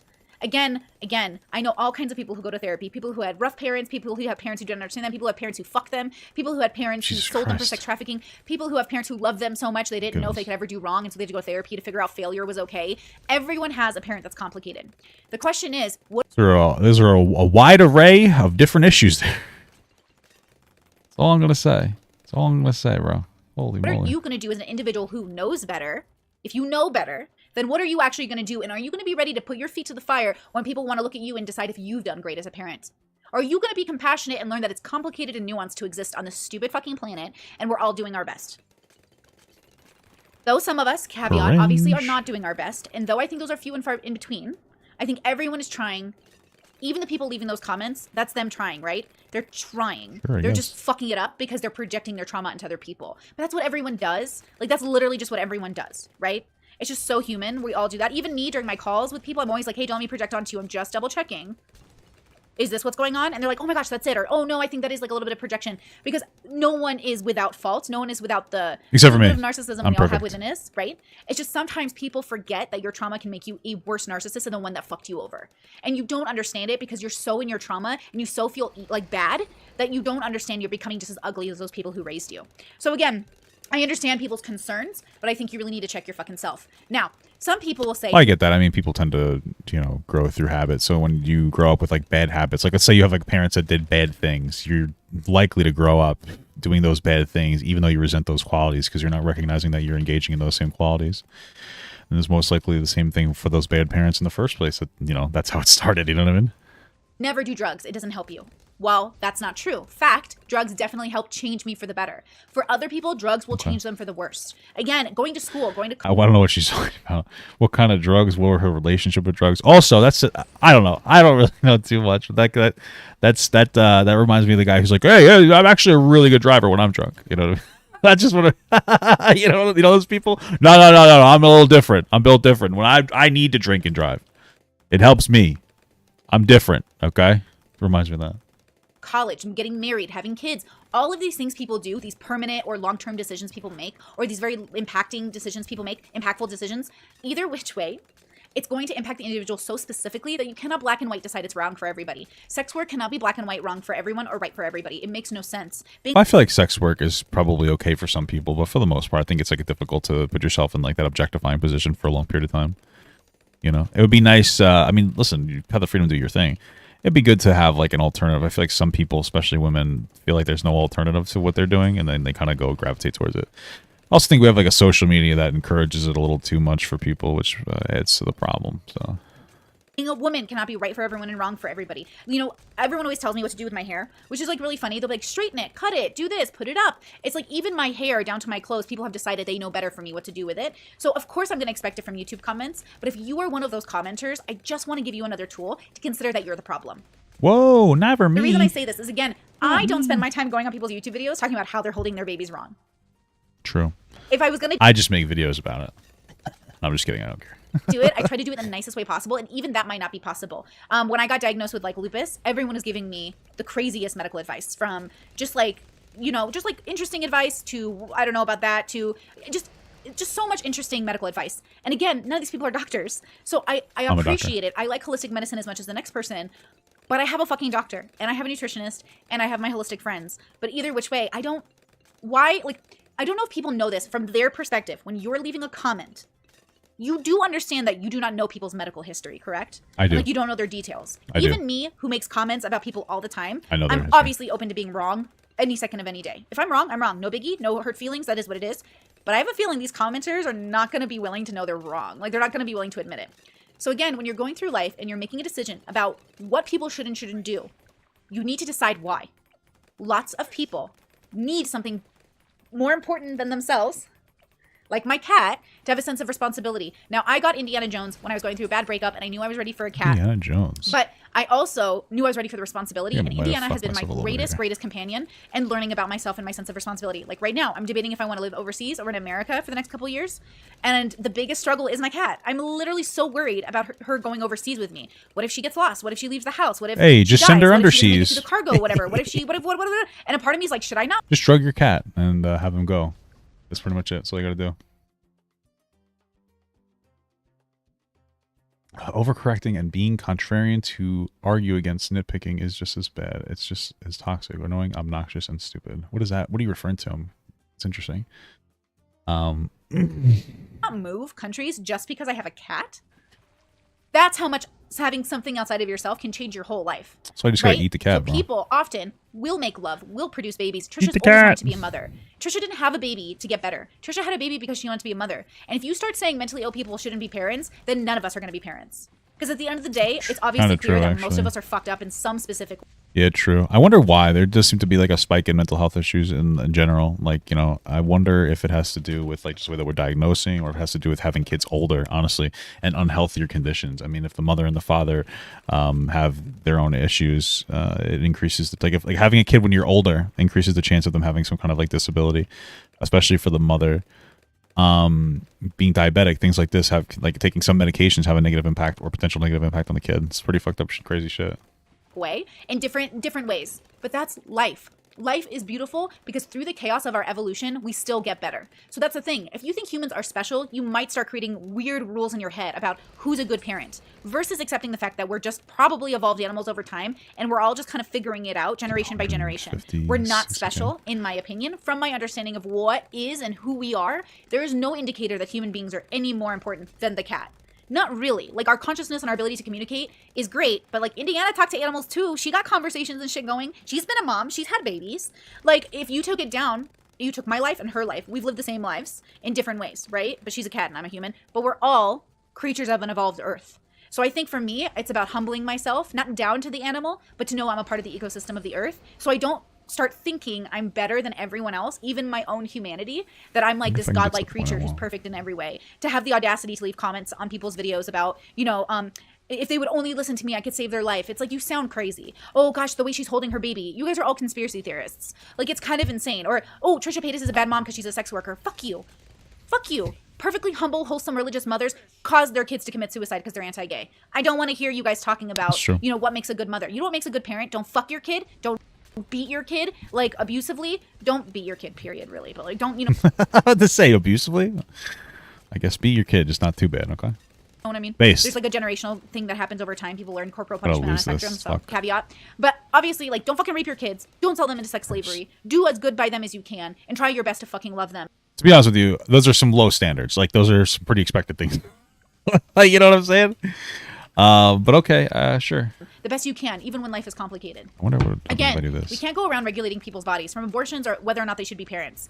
We can't live in a world, or we shouldn't live in a world, I think, where people aren't free to live out their existence. We only have one life on Earth, and then you die. Do you really want to spend it leaving comments on Trisha Paytas' videos? Yes. Or doubting that change can happen when change is obviously clearly a great exactly like an instigator for betterness? Like, again, it's not always that way. That's exactly what I want to do. You can't say, don't do this. You cannot say, I'll just have a baby and I'll get better. That's not how it works. Usually, people, oh my God, I'm having a baby. Oh my God, I'm having a baby. This works anyway. Oh my God, now I have to be serious. It's kind of like when you're in a couple and you like decide to be more healthy for your partner because now it's not just about you. I did that with my partner. We had to discuss just like, you know, life choices. You know, are we going to be healthy? How healthy are we going to be? Is our goal to stay alive for each other? Is our goal to, you know, eat junk food and get fat and smoke until we both die at 40? Like, what's our goal? Because the truth is when I'm single, not bad.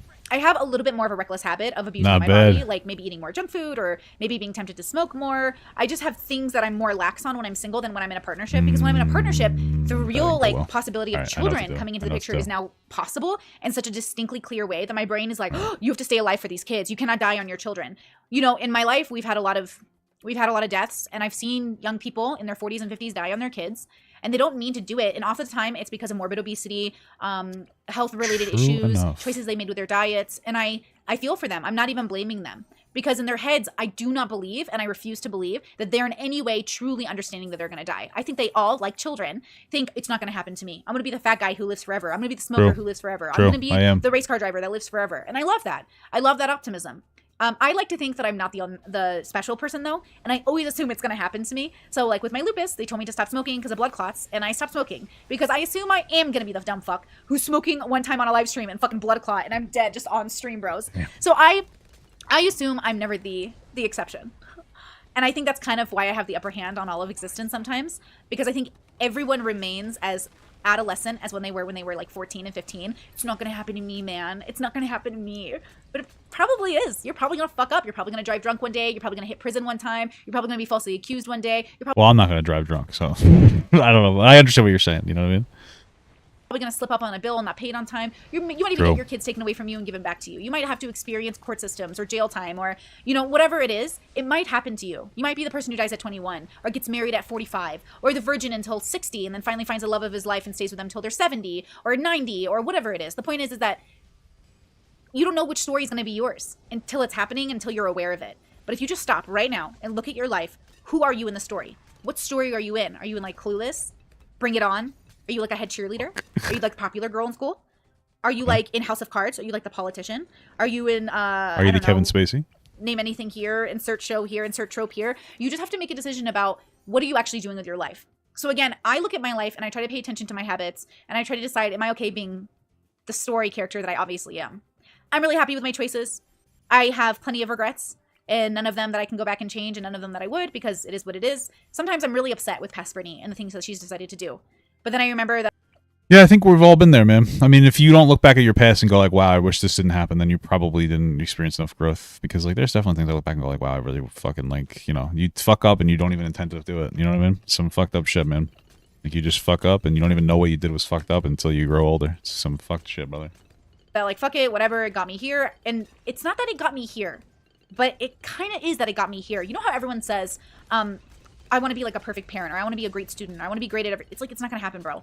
So you just have to do harm reduction. Dr. Lindsay Doe is a wonderful person on YouTube who makes like content about, you know, everything from self-harm to sex to even like sympathy for pedophiles, people with predispositions towards attraction with children. Like we're talking about preventative harm, like preventing harm, preventative work. So I understand everyone is out here already traumatized, and then everyone is out here trying to prevent, but we need to just be more centered and nuanced about where we are. So if I get somebody who's in the middle of trauma, and I get someone and I'm working with someone and they're like, hey, I'm having thoughts about, I don't know, self-harm. It's like, oh, okay, what does that look like? And they're like, oh, overeating. And I know for a lot of people, they're going to think, oh, that's not self-harm. You're just like overeating and having fun. Like, I understand what you're saying. Because, like, it technically would be some kind of self-harm, but I just wouldn't consider that self-harm. Like, and the reason is because of how difficult, we'll say, it is to self-harm in that way, or how easy it is, rather, to self-harm in that way. Like, if your self-harm is, like, if your self-harm is eating too much food, you know, I'm just like, okay, how hard is it for you to eat too much food? There's a difference between taking a knife and dragging it across your skin or burning yourself with like a cigarette or something. There's a difference between those two things and eating. Eating is like a behavior that's like it's not associated with like harming, because you're not actively like, oh my God, this hurts. You know, whereas people who are coping by like legitimately inflicting actual pain to themselves, it's just a different experience. I wouldn't call that self-harm. I just feel like that's like an inaccurate description of that. Gluttony is one of the greatest sins in the world for a reason. Gluttony is not good for you. Sometimes on occasion, we all have a Thanksgiving, New Year's kind of weekend. We all like party, eat, drink. But in general, people who are gluttonous all the time, there's something in you that is like disgusted with yourself for a good reason. Because I don't know. Maybe I don't know. Because overconsumption has no balance to it, you feel that in yourself. So when you're going throughout life and you feel gluttonous on consuming media or negativity or anything, and you wonder why you feel slow or like that kind of ugliness comes upon your face, ask yourself, am I balanced? Am I being gluttonous with what I am involving myself with? So many people have this idea that they're good, and I think that you're probably right. I think all of us are basically good, except for a few like percentages. So I think most of the world is good, and that's going to be I think next week's podcast or maybe the week after. I want to make a case for why the world is mostly good and mostly functional, because a lot of people are so in their trauma. But I'm going to tell you this right now: if you're waking up every day sad, every day upset, every day depressed, every day, this is your journey, not anyone else's. It's some other people's. Some people will have your journey. Some of us have been there and gotten out, but it doesn't have to be your life. It's just right now, this moment in time, and it's your moment in time. It's not about us. So if you're watching Trisha or watching this person or watching this person, and you're angry and you notice that you're feeling like really dark feelings, that's you, boo-boo. That's not us, right? And you might be the person in the room that's bringing everyone the fuck down for no other reason than that's your journey and you just don't know it. So I'm just going to tell you right now, pause. Are you that person? Or are you doing relatively fine? Are you waking up every day joyful? And if you're not, then you gotta look inward. It has nothing to do with YouTubers or other people. And then you have to decide, what are you gonna do to become more joyful? For Trisha, it was getting married to a man who understood her, Moses, and making love and having a baby and doing everything she... I'm sure they're really good for each other. They're just both such pieces of shit. Just be fucking honest. Oh, God. To fulfill that dream of being a mother. For me, it was a matter of being like focused on myself, knowing why I existed, knowing what the point of existence was, knowing why we were here as a species, and then finding along that journey of trying to figure that out, stabilizing my life towards joy. Now that led me to, again, a place I never thought I would be, in the middle of nowhere in a country town. It's very chill. I like it. Oh, right. But it's not where I thought I would be, right? I thought I'd be in the city, like a big CEO feminist, and now I'm not even a feminist, really. I just got feminist energy, you know what I'm saying? But all of these things had to happen through a lot of mistakes. Watch my video, Brittany Simon Through the Levels, or...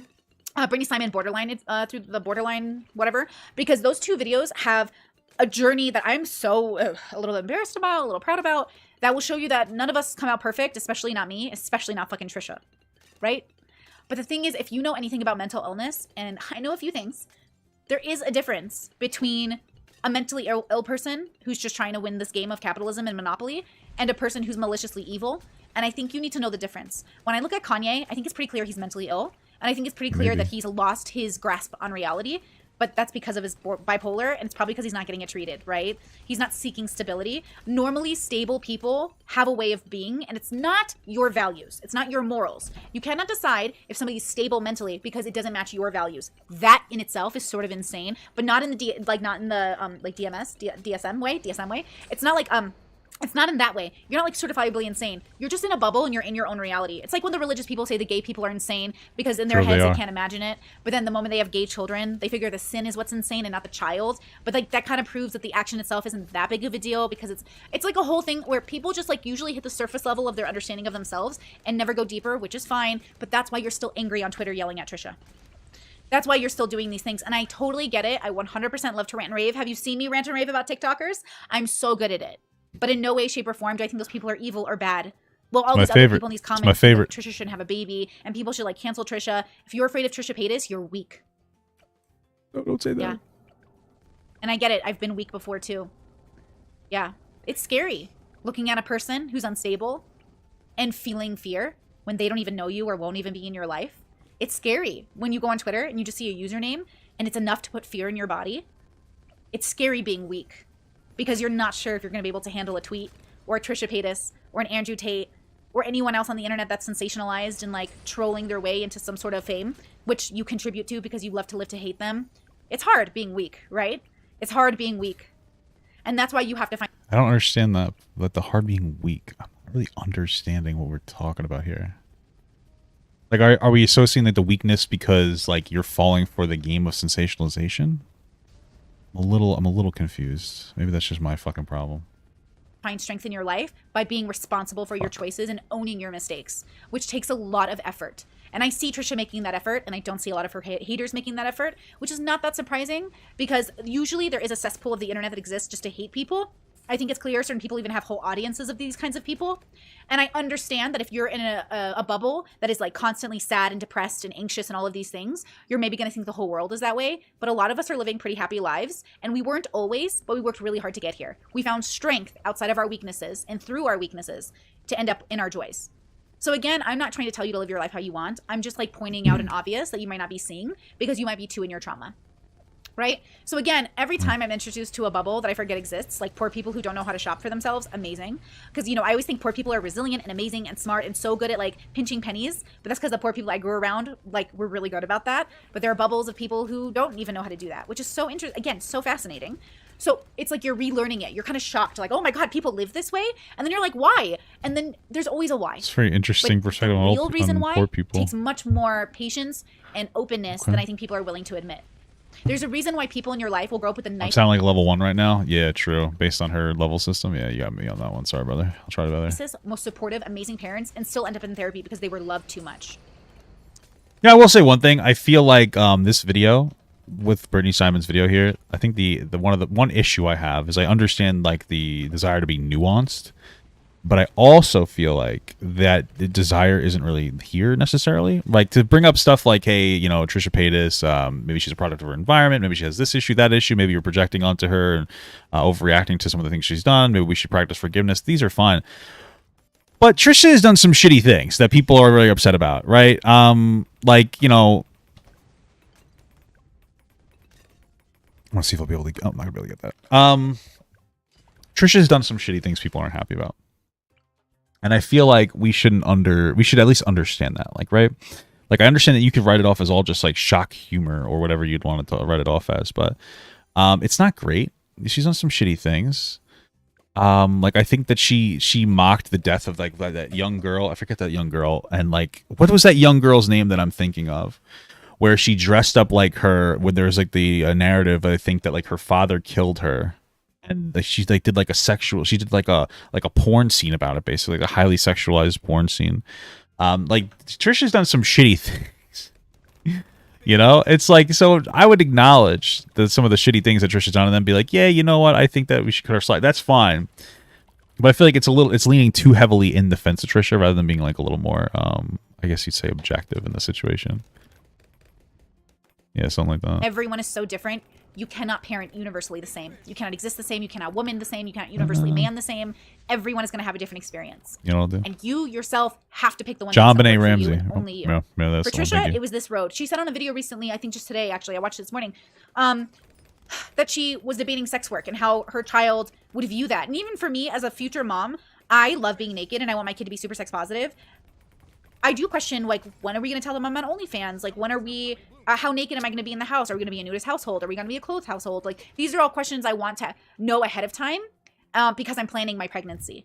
A lot of people, most people in the whole world, did not plan their pregnancies the way that we do now because I can afford birth control, right? I get access to birth control where I can decide when I'm going to have a baby versus other people, all of our generations moving up, my mother's included, right? They just had babies because they were in love or God forbid, were raped or, they just had babies. I get the luxury of planning my baby. So I get to plan to the best of my ability. And even then, I'm going to fuck up. I'm so worried about it. And I know it's going to happen. But that's life. You do your best and you hope it's good enough. And when it's not, you try your best to change it so it is. But you are not perfect. You will never be perfect. And unless somebody's truly evil, I think it's a worse reflection on you how you spend your time criticizing other people, myself included, right? I try really hard to be reasonable with my observations. What? But you are not perfect. You will never be perfect. And unless somebody's truly evil, I think it's a worse reflection on you how you spend your time criticizing other people, myself included, right? I try really hard to be reasonable with my observations while understanding. I think it helps that for me, I know most people are good. So for me, it makes it much easier to criticize people because I don't mean to demoralize them at the same time. I think most people are good, especially in their own narrative, including those people leaving mean comments on Trisha's videos or on my videos or anyone else's videos, right? But I think you forget that people just don't live your story. And so they're going to have a different way of handling their life. They're going to be wishy-washy in ways you're not. They're going to go back and forth. They're not going to look the way you need them to look, but I don't think you do either. I actually am convinced that most people are only this critical of others because they know they failed in themselves. I see it in conservative bubbles a lot, like religious. I don't know if everything's necessarily a projection or active projection. I feel like a lot of people are this critical on other people in general because it makes them feel good about themselves, and that's as simple as it is. For some reason, people probably just have they're probably just too beneficial to their own interpretation of life. They're yeah, you'll do something that's not good, and then they will overjudge you because they're I would never do that, even if they have actually already done that, I feel like that's a part of it.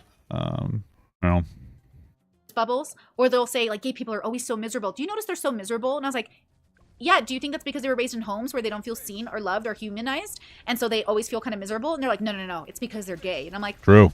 Yeah, but imagine you were in a bubble, like my parents were, where you're a minority religious group. Because they're gay. And you're being constantly kicked out, tortured, fired from jobs, not allowed in school because you're not a certain religion. It sucks, right? And they're yeah, that obviously sucks. I'm being attacked. I'm right. Is it because you're, and they're Catholic? And I'm right. So is it Catholicism that's making you miserable? Or is it the fact that you're Catholic in a Muslim country? Is it the fact that you're gay that makes you miserable, or that you're gay in a conservative household?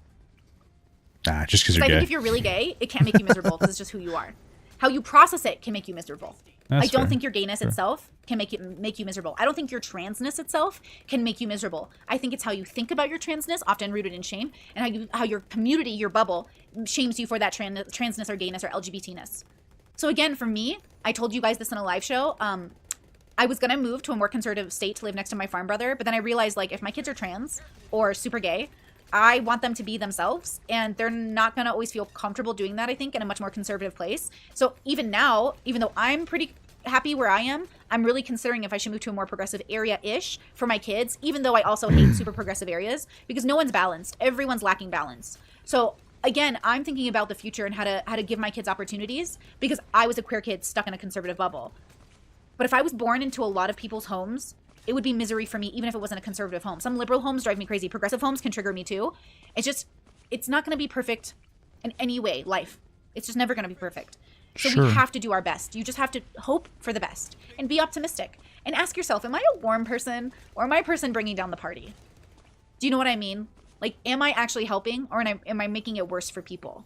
And I think that's what you have to ask yourself. And then if you're saying, well, I'm making it good for some people, be honest about who those some people are and maybe stick to those circles. If you're not going to be able to help Trisha Paytas, leave her alone, right? Don't be mean to her just because you're bored or because you feel self-righteous. How does that make you different from anyone else who thinks they have the right to stone you to death, hang you to death, put you in jail? I mean, I would say that, listen, man, I don't know. I would say that, it's reasonable to criticize Trisha when she does something wrong, but just try to keep in mind that, she's not really doing anything wrong now and you just hate her. That's probably, the message I would go with. I mean, it's online, you know what I mean? So, people are obviously going to weigh in on shit, so... for the rest of your life. But it's weird because the reality is the way that you could really root this up is by telling people it's yeah, I know Trisha's content for you because you're not a very interesting channel, but maybe do make some risks and do content on other stuff, because that's the problem is people get completely they feel like they're pigeonholed into exclusively reacting about like Trisha Paytas, because the only thing that makes them interesting is that they were talking about Trisha Paytas. It's the only thing that they continue to talk about. And then that's all they do, and then they're fucking boring losers that just talk about Trisha Paytas 24/7 because there's nothing interesting about them or their content outside of that. And that's one of those things where like that's a hard it could be a hard pill to swallow for some of these people, I guess. But you know, you gotta get interesting. Talk about fuck. I didn't do that. Whatever. You gotta start talking about other shit, brother. You know what I mean? Just stop being a fucking boring person. Decisions about like whether or not you should be able to have kids or Someone exist. wanted to do, fuck. I don't understand how you manage to go to sleep at night thinking I'm the good person when you're also internally thinking about how disgusting people are for just trying. Do you know what I mean? And I get it. We all have petty thoughts. Again, I really hate gluttony. I think gluttony is like the most disgusting thing in the world, but that's because it's so clearly lacking balance. And I think weakness is a part of the human condition, but it's obviously kind of disgusting because weakness is specific, and it's not weakness, i.e. vulnerability. Vulnerability is not the same as weakness. Vulnerability can lend to weakness, which is why you're hoping when you're vulnerable, you have somebody there who respects it and doesn't enact that weakness and use it against you. Weakness, though, weakness of character, weakness of honor, weakness of discipline, weakness of values, that's a very specific kind of weakness. That has nothing to do with crying or thinking I'm, you know, less than. That's not the kind of weakness I'm talking about. You know what I'm talking about. I'm talking about weakness of spirit, weakness of character. Where is your sense of honor, right? And are you an ugly person? And I don't mean physically, boo-boo. You know I don't. Wait, what am I dying I mean in to? your heart of hearts. Are you really a good person? Fuck. I think you probably are. But even good people can do bad things. And you might just be one of those people. And that is the hardest thing that we have to face in our lives. Are we the good people who do bad things? That's my podcast. I have no idea how long I've been recording, actually.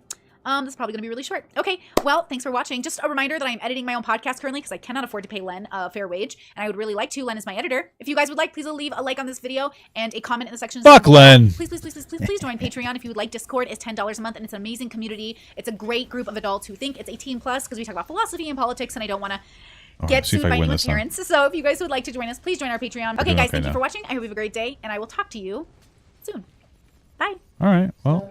That was interesting. All right, yeah. Definitely an interesting video. Definitely something to think about. Sorry, I don't know why I kept losing this thing. I was getting very frustrated and I wanted to cry. Cause this game is fucking bullshit, bro. I'm just trying my best, brother. I'm just trying my damn best. For real though, I was getting my shit pushed so hard. My shit pushed so fucking hard. I tried so hard and got so far. And in the end, it doesn't even matter. Dun, dun, dun, dun, dun, dun, dun, dun.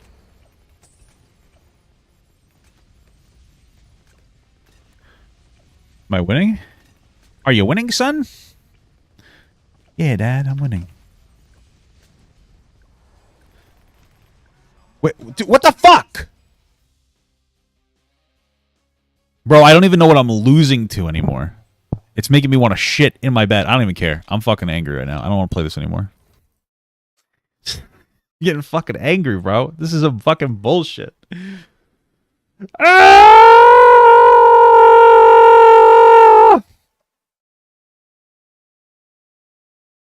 That's how I feel right now. Watch the Gideon's new video. What is that?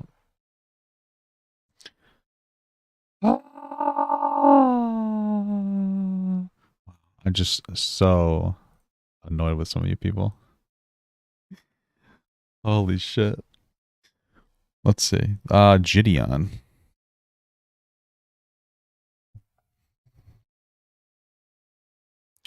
What am I supposed to be looking at? This one? Asking strangers to buy me beer even though I'm 21? Like what? Yeah, dude, I'm fucking stressed because I'm losing to balloons. Yes, absolutely. Absolutely. I was gonna check out, I think I might check out the Pro Jared video. I think that's the video I want to take a look at. What was this supposed to be? Open it. Let's see what we got here. Why are trans activists like this? Oh, this is the video you're referring to.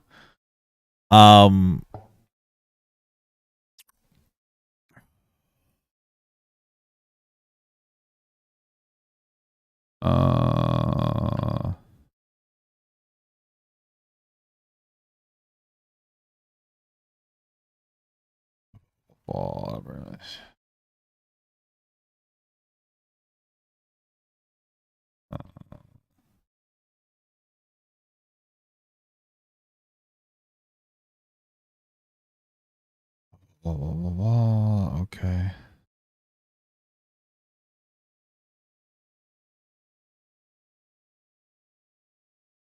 Okay. Okay. Yeah, I mean, I see your message. I don't really know what to tell you, brother. It sounds like a shitty situation. I would just try your best to move on from it.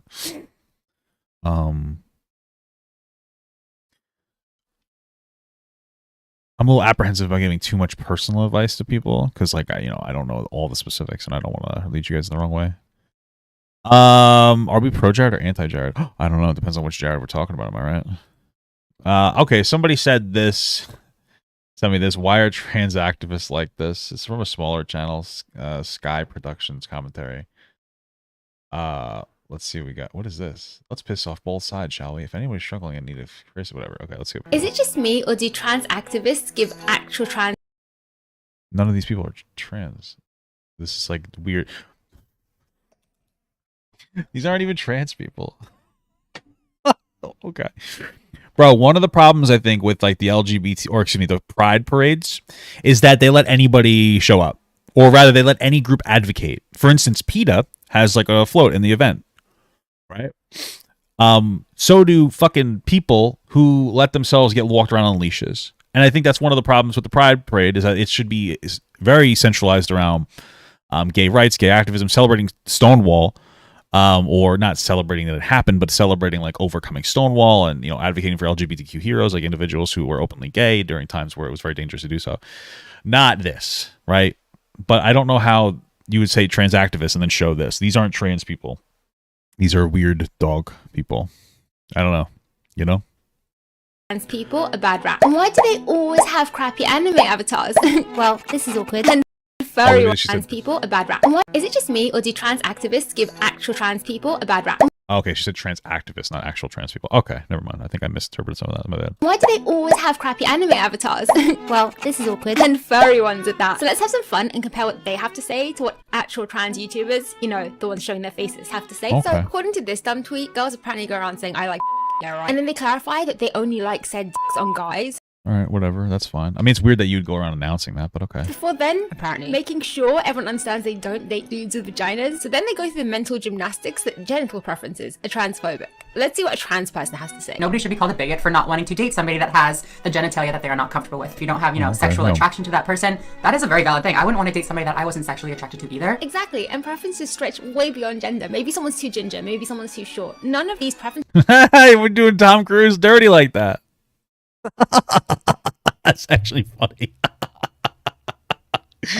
That's not nice. You know who else is really short? Danny Trejo. You know who that is? He's like 5'8" or something. Or 6, rather. But 5'6". I always thought he was huge. But they just portray him like that in the movies. But he's actually a small guy. But good for him, This is nice if you don't fall into that bracket, but none of us are entitled to anyone dating us. And look at this entitled dumbass using the TERF slur to talk about how. Has there ever been a more succulent, way to reveal yourself as a TERF than saying lesbian is not penis inclusive? It usually isn't. Lesbian is not penis inclusive. Really? If you don't want to date a trans person, just don't date a trans person. That's fine. Don't be a butthole about it. This is also fair enough. Pretty fair, right? If you're into someone, consider asking them out. If you're not into someone, don't follow them around with a megaphone shouting in the air exactly why you're not into them. And here's yet another non-trans person virtue signaling hard. If you have a sexual preference that discriminates against transgender men or transgender women, you are transphobic. Okay. Yeah, this is actually so far this is a pretty good video. It's really just about how like activists are dumb as fuck, and so activists. It seems to be the case for a lot of activism groups that people who don't really identify with the group are the loudest of the group. So when it comes to black rights, we see a lot of white people shouting and screaming and being very hateful against other white people, whereas you don't really see black people doing that so much. Same thing with trans rights, same thing with gay rights. The issue here is, and this is something a little unique, and I don't want you to take this the wrong way, is that you can pretend to be LGBTQ and then advocate for the LGBTQ community. It's a real thing, and some people do that. I'm not saying everybody does that. I'm not saying all activists do that, but I'm saying it's very easy to go, I think maybe I'm gay, or I'm bisexual. Now you can forcefully align yourself with the community of LGBTQ people, even if you don't really have the identification with them, and then you could virtue signal your ass off, and when people say, wow, why are you saying things like this? Like, you don't know what you're talking about. You'd be like, well, I'm actually part of the community. Whereas, let's be absolutely clear, even if you are gay, that has nothing to do with being trans. These are two very different things. So like, even as a gay person in the LGBTQ community, just because you have an identification with the community doesn't mean you know dick about shit about trans people. So yeah, it's true.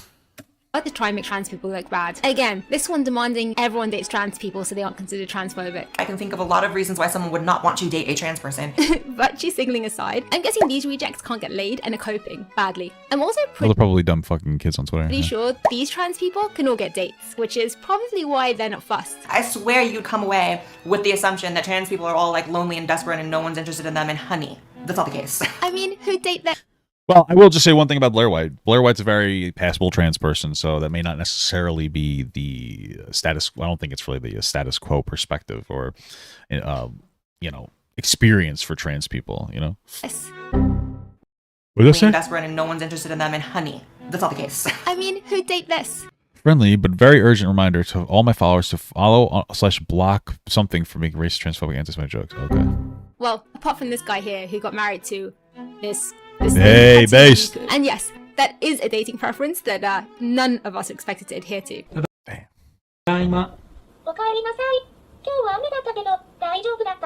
at least Imagine getting like a dopamine rush from dating a fucking... That's just crazy. he's happy. Oh yeah, my bad. They're actually having marital issues now because they just can't communicate. Despite tying them True. in 2018, the company that developed the software for this thing terminated in March 2020, saying the limited production model had run its course. Seriously though, everyone has personal preferences. We can't just go around cancelling each other for it. That's absolutely ridiculous. Hey, it's me. Imagine if we lived... It's literally me. It's literally me. Oh my god. Ridiculous. Imagine if we lived in a world where people felt free to tell you what their preferences were. That would make life so much easier, wouldn't it? Not just for dating, Yeah, but for friendships too. You can find people with the same values. Well, that's the interesting thing about this, though, right? Is that like in the real world, we don't really go around telling each other our preferences. We just look at somebody and go, no or yes. That's pretty much what it is.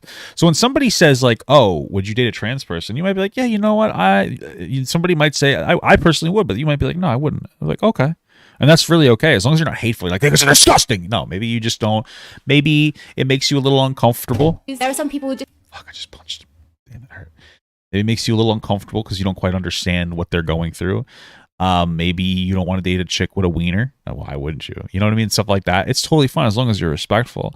The problem is that when you ask these back-ended questions, it doesn't make sense. Like the way we interact is, would you date that person? Yes or no?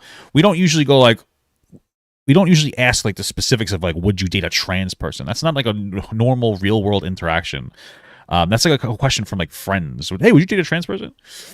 So it's just weird. And then people be like, yeah, I don't think I would. And then instead of people being like, okay, I kind of get it.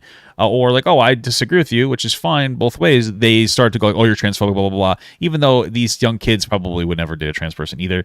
Or what they'll do is they'll just go through the mental gymnastics and be like, well, I would date a trans person, but these are my specific preferences. They're not transphobic, but then that they really wouldn't date a trans person. That's really what it comes down to. just never gel with you, and it's good to know that up front. In my real world experience, trans people are generally really friendly and talkative. Well, not the introverted ones, obviously, but generally they are quite open to discussion, and yes, that means answering questions about their transition. Whereas in the media, no matter what you say, you tend to get this response. I care about the rights of a minority of people that currently have an 80% suicide rate. That is unacceptable. Because they have, you're fueling hate and somebody was going to die. I don't think that they have an 80% suicide rate. I think that they have it's a much higher rate of suicidality, like attempt rate. I think it's like 40-something%, like 41%, I think, 43%. I mean, surely I don't know the specifics of that this conversation, childish though. fit is not helpful to the trans community. Shutting down discussions altogether by claiming you're killing people is terrible activism. Childish tantrums like these unfortunately turn important subjects like suicide into a joke. It's also quite The guy got a McDonald's hat on? Damn, it's a fake McDonald's hat, too. upsetting that she misquotes the data. A quick PubMed search took me to an abstract on transgender youth that claims 82% of transgender individuals have considered killing themselves. Oh, that's very different than the attempt rate. So, like, I think it's like 41%, correct me if I'm wrong, of like the attempt rate from trans people, which is disproportionately higher than, just real people, regular people, just normal, the normies as we call them now. But it is disproportionately higher. I would imagine that if you ask people, if you ask somebody, like, have you ever considered killing yourself in your life, you'd have a high answer. I have. Like, I'm not even trying to be that guy. Who hasn't been in a scenario where you sat and you went, damn, I could just... Maybe I should kill myself. But you don't take it seriously. Like, that's bad. It's a bad thought. Intrusive thought, right? It's an intrusive thought. But I mean, I feel like the number would be higher for normal, or not normal people. Sorry, I keep saying that. It was a joke. Now I'm just being stupid. Most people, I feel like, would maybe say that. They'd be like, they've been there before. It's like, I can go to this wedding, or I could just not go to that wedding. You know what I mean? You could find it. Maybe I just won't go to the wedding. With 40% having Intrusive attempted thought, suicide, right? Getting something this important wrong in the middle of a hissy fit and pretending it's an 80% suicide rate rather than 40% attempted suicide rate comes across as a petulant child lying to point score. Have an 80% suicide rate. Again, how is this helping trans people? Fucking useless sack of shit! Get out! And the woke cancel culture mobs have even got politicians scared to answer simple questions like... Can you provide a definition for the word woman? I can't. Not in this context. So I'm not... Okay, so for this one, hold on. So for this one, in this instance, I watched it a little bit. I can understand why she didn't want to give it, because conservatives were going to jump all over it regardless. So she's just like, I'm not going to answer the question. I don't actually blame her here. Realistically speaking, like this one was one of bro. I just don't agree on this one. The question of like, what is a woman? It's been answered before, but people don't really like the answer. And I know it's like a popular meme to be like, oh, that's a circular answer. But the general answer is like, what it means to be a woman is somebody who genuinely feels like they're a woman and genuinely expresses themselves to society as women. Now, the next response is like, well, that's a circular question, right? Well, the reality is that when we talk about like expressing, because women feel like women, of course, right? So, okay. So you got your we'll do this. We got your cis woman, and then you got your trans woman. So what it means to be a woman, I would say, is that you identify as a woman, right? And that you express yourself to society as a woman, right? Cis women obviously identify as women. Trans women identify as women. And then cis women express themselves to society as women, and trans women do the same, right? So that's it. That's pretty as simple as it is. When people say it's a circular answer because you're not defining what it is to be a woman, realistically speaking, what it means to express yourself as a woman is something that's like that's a massive amount of factors in there, right? One of them could be having a vagina, right? You have a VJ, right? One of them could be that you have ovaries, but like not all women have ovaries or the ability to reproduce. They could be having long hair, but nowadays we don't need to have long hair. It could be obviously to not have a mustache or a beard, but there are some women with PCOS. Right, so you see how we go down the line. It's like, oh, well, you wear dresses, but like not all women wear dresses. Some of them wear jeans, right? And so you see how we can go through every single factor. It's like, oh, well, it might be having like a pear-shaped body or having like thicker hips. Well, not all women have thick hips, right? So then this is where we kind of go down to where there's like a culmination of different factors, but it really is a collective of these different factors in a way that like women generally express themselves based on like the society that they live in, and that's why people will say that it's a circular answer, but it's not really a circular answer. It's just like it's just a lot of information to take in when people mostly don't critically think about it of like, what is a woman? Because most of the time you operate by like penis, vagina. The thing is though, is that we don't really do that, right? We don't operate based on who has a penis or a vagina. We operate based on what it looks like, right? On somebody who we don't operate. We don't call somebody a woman based on if they have a vagina. We call somebody a woman based on if we think that they have a vagina, right? So they brought up Blair White before. Earlier in this video, they brought up different trans people. Here you go. This is Blair White. Let me see. Sure? I want to get yeah. You got Samantha Lux, you got Blair White, and then you have this person who's a trans man. It looks like, right? If you saw these two on the street though, Samantha Lux and Blair White, you'd be like, oh, those are girls, and you think that this is a guy, right? Because they are, but you'd be like, oh, it's a girl, it's a girl. So you're not identifying. And if I asked you, do you think that these two should be going to the men's bathroom? You say absolutely not, right?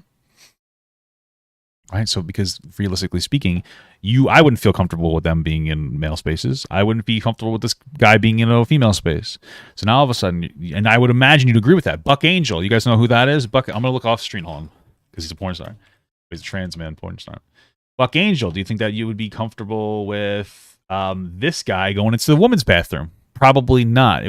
I would personally be a little afraid of that, right? So we don't specifically look for genitalia when it comes down to identifying men and women, right? So I think the better question when it comes down to this general argument is less about like what is a woman, and more about what does it mean to be a trans person in a cisgendered space.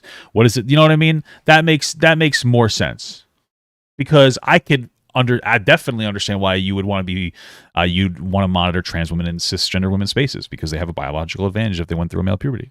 I could understand why you'd be apprehensive about a non-passable trans woman going into a female space. I understand, or a woman's space. I can understand why, because that's the thing we don't talk about either, bro. People don't want to talk about it. It's a harsh conversation, but some people aren't super passable, and it conflicts with issues, right? So like, let's say you have, I know we're doing a lot of pain. Let's say you have a trans woman, and then you have a cis woman, right? These cis women, like they have their own unique issues, and so do trans women, right? Trans women have the issue of like some kind of a gender dysphoria, right? And they want to be seen as a woman. Cisgender women historically have an issue with being, potentially predatorized by men, and so they're uncomfortable around men, we'll say. So then when you introduce a mixing of a space, let's say a spa, all of a sudden a non-passable trans woman going into a spa could make a cisgender woman very uncomfortable, because they're looking at somebody who looks like a man inside of their space, and they're like, fuck, this is scary and uncomfortable. And like, these are the conversations we don't have, right? This is the conversation we need to have, because how do we do these two things together? Because honestly, I could see why you wouldn't want to necessarily let that trans woman in the space. They're not passable. They could be perceived as threatening. You know what I mean? They have a penis, and I know it's weird, but penises, those are fucking weird, bro.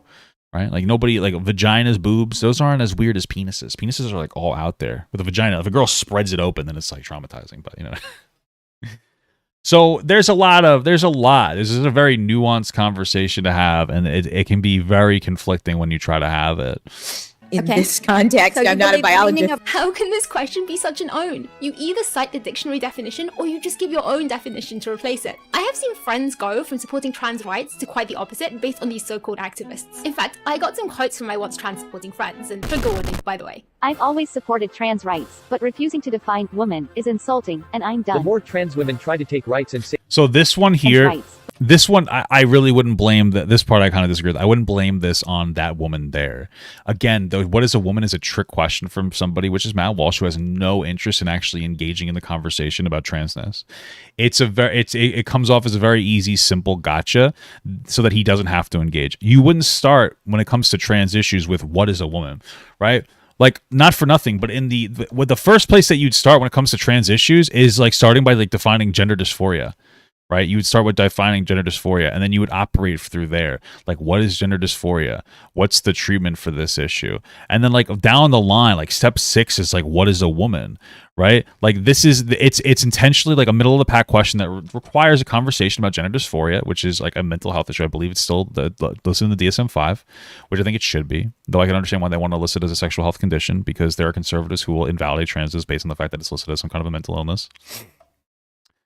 But this is where you need to start, and a lot of times, like, Matt Walsh has done a very good job at like pushing a basically like a dishonest misinformation campaign about the conversation around trans people. He's not looking to have an honest conversation. If he was, he would start with the engagement of like, what is gender dysphoria and how do we treat this issue, right? So I would be careful about some of these people who they're putting their anger towards. If you're putting your anger towards people who won't answer that question rather than that question itself. And honestly, what I'm reading here is, I've always supported trans rights, but refusing to define woman is insulting, and I'm done. So to me, that suggests that you say you're supporting trans rights, but now that people can't define women, you don't care about trans people anymore. You never supported trans rights if that was your perspective, right? Like, you're somebody who's like doesn't have quite of a robust understanding about the topic, which is fine. Not everybody has to like sit down and like really engage with this conversation. And you're pretending that you used to be trans affirming when you probably just didn't give a shit. And now that you heard Matt Walsh, you're identifying with that argument. There is definitely an issue with some activism, but some of this is not really correctly critical on the activism itself, right? But refusing to define woman is insulting, and I'm done. The more trans women try to take rights and safe spaces away from women, the more I just want to call them men to their faces. Right. So again, like, this is like kind of, this is not really the good accurate representation. The more trans women try to take rights and safe spaces away from women, the more I just want to call the men to their faces. So this is not what's happening anywhere in the way that it's being perceived. We just talked about it. Are there instances where trans women could potentially make cisgender women feel unsafe?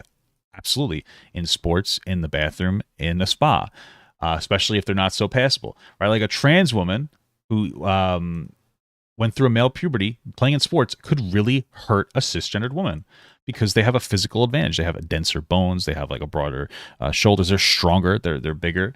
They're faster. They're just better at sports. Right. So, but these trans women that want to compete with cisgender women, they're not trying to take away spaces or save spaces for women. They are just trying to live life happily as a woman that they feel they should have been born as. So when you have the interpretation that trans women are like, this has an interpretation of trans women are predators in some capacity. Right? Where it's more of like, if you think about it, it's like people are trying to do their best in society. It's just trans women are just trying to be seen as valid. And so this is already has like a transphobic perspective on it. Like this isn't a nuanced take. This is just a guy who, again, never really was trans affirming, pretending to give a shit, but they don't. The take is like, I can understand as a trans woman, you'd want to be, seen as more of a woman. But like there are going to be instances where we're going to have to distinguish trans women versus cisgender women.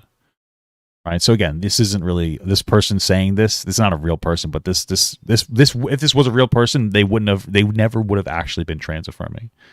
Right. I have no issues with trans women, but putting on a wig and telling us they're lesbians. What the fuck? Like again, that there was no instance where this was ever a trans affirming person. I have no issue with trans women, but if you're putting on a wig and telling us they're lesbians, what the fuck? What they're saying is, I have no issues with trans women, but trans women aren't women. They're just men on wigs and saying that they're lesbians. Again, this is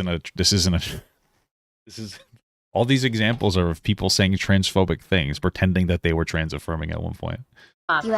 You ask us how we know you're male, but none of you pass. Again, transphobic shit. How we know you're male, but none of you. And we talked about how, like, the passability can definitely, disrupt the interpretation. But again, like, it's just fucking crazy. Sucking a woman's penis is still gay. That's. I thought it was a ghost. That's a little true. Okay. I think sucking a woman's penis is still a little bit gay. All right? It's definitely less gay than sucking a man's penis. But it's a little gay. It's still a penis. It's a generally a male thing. That's okay to be a little gay though. I don't give a fuck. Personally, I wouldn't take it in my ass, but that's too gay for me. But also, to be honest here, because I know people are like, well, Papa, I think that's transphobic. Listen, it's gayer. Listen here. Okay. Listen, there's two instances. Sucking a trans woman's penis. Issue number one. Situation number two, rather. Sucking a cis woman's dildo. Listen. The dildo is gayer than sucking the penis. Okay. Okay. Let me explain to you why. All right. When you suck a trans woman, when you fillet a trans woman, you're doing it for their pleasure. You're satisfying a woman, even though it's a pee-pee. When you suck a dildo from like a strap-on, there's no satisfaction that woman's getting. That's gay. Okay? That's infinitely gayer. It's true. It's true if you think about it. It's true. Same thing with getting pegged. It's scarier than getting fucked by a trans woman. It's true. It's true. You know that. You know that's true. So tell me, how are these activists helping trans people again? Fucking used to suck a shit. Well, you're losing me at the second half of this video, girl. I'm sorry. Or person. I don't know. But here's the thing. Just talk to a trans person in real life and you'll Oh my god, it's Tom Dark. see that it's quite rare that their entire identity revolves around being trans. They're much more likely to be thinking, this commute sucks. What should I have for lunch? My phone screen's cracked again. I need a roast. Tune into social media and it's all... These parents share what it's like to raise a baby without a gender. No, this is a good example. Okay, you're getting me again. Yeah, this is like fucking ridiculous. Most trans people aren't like insane. Bro, I can't imagine a true trans person would ever raise their baby without a gender, because I feel like trans people understand how upsetting it can be to be confused about your gender identity. Right? Like, I would imagine a trans person would want to raise their kid as like their biological sex. They would just be more open and explorative, I guess, with a therapist if their kids started to show signs of gender dysphoria, right? But like people that do like this baby bullshit is like fucking ridiculous. Connecticut school nurse, 77, is suspended over transphobic Facebook post, revealing that student, 11, was on puberty blockers, 12 others were non-binary, and that teachers were helping some keep it secret. Hospital staff told police their patient was not raped, as alleged attacker was transgender, despite CCTV. I don't know what that is, or if that's even like a valid thing that happened. Showing assault in ward. Horrific, isn't it? It's just a weird news source. It could have happened. I just don't. Yet to see a real trans person in real life defending this bullshit, by the way. Yeah, now true. let's watch a trans activist on national television explaining why activists were caught assaulting a woman on camera. I'm trying to give you a chance. What? Okay, I kind of want to. Okay, I didn't know we're gonna go this deep into it. Gender. I just want to look into it really quick to see what's going on here. Hospital staff. He's there.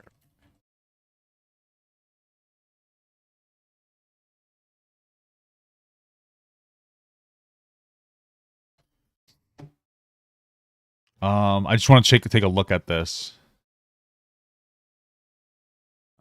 Hospital staff advised police that a patient could not have been raped because her alleged attacker was a transgender. Transgender, the house, okay, offensive, attack a year ago. So the rape could not have happened because there's no male, because no male was there. Neither the hospital nor the investigating police force has been named. Wait, what? Wait a minute.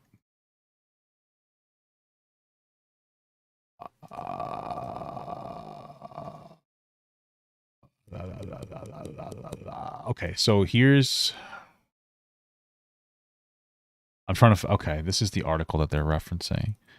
Despite the CCTV. Okay, let's see. Hospital staff told police that the patient was not raped on one of their wards, as the alleged attacker was transgender, despite there being CCTV evidence to show the assault. Baroness Emma Nicholas of Winterberg raised the incident that happened a while ago with the House of Lords this week. Said that after the assault, victim filed a police report. The unnamed hospital was contacted, but they insist the rape could never happen as there was no male in the hospital. She told MPs that they forgot that there was CCTV nurses and observers. Nonetheless, this was taken nearly a year for the hospital to agree that there was a male in the ward, and yes, this rape happened. During this year, she has almost come to the edge of nervous breakdown because of being disbelieved. Okay, the hospital with CCTV had to admit that the rape happened and that it was committed by a man. I'm a little confused about the specifics. Where did this happen?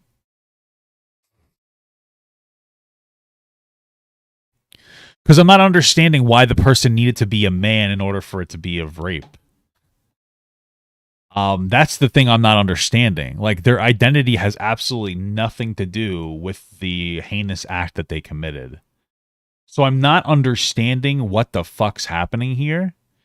Yeah, this might not be a good source of information. I'm struggling to find a good source of information. I don't get it. And does their country have a thing where like women can't rape other women? Like, why does it matter if they're trans or cis? I'm not saying this didn't happen. I just don't understand the context. It feels like we're really out there with what's the context?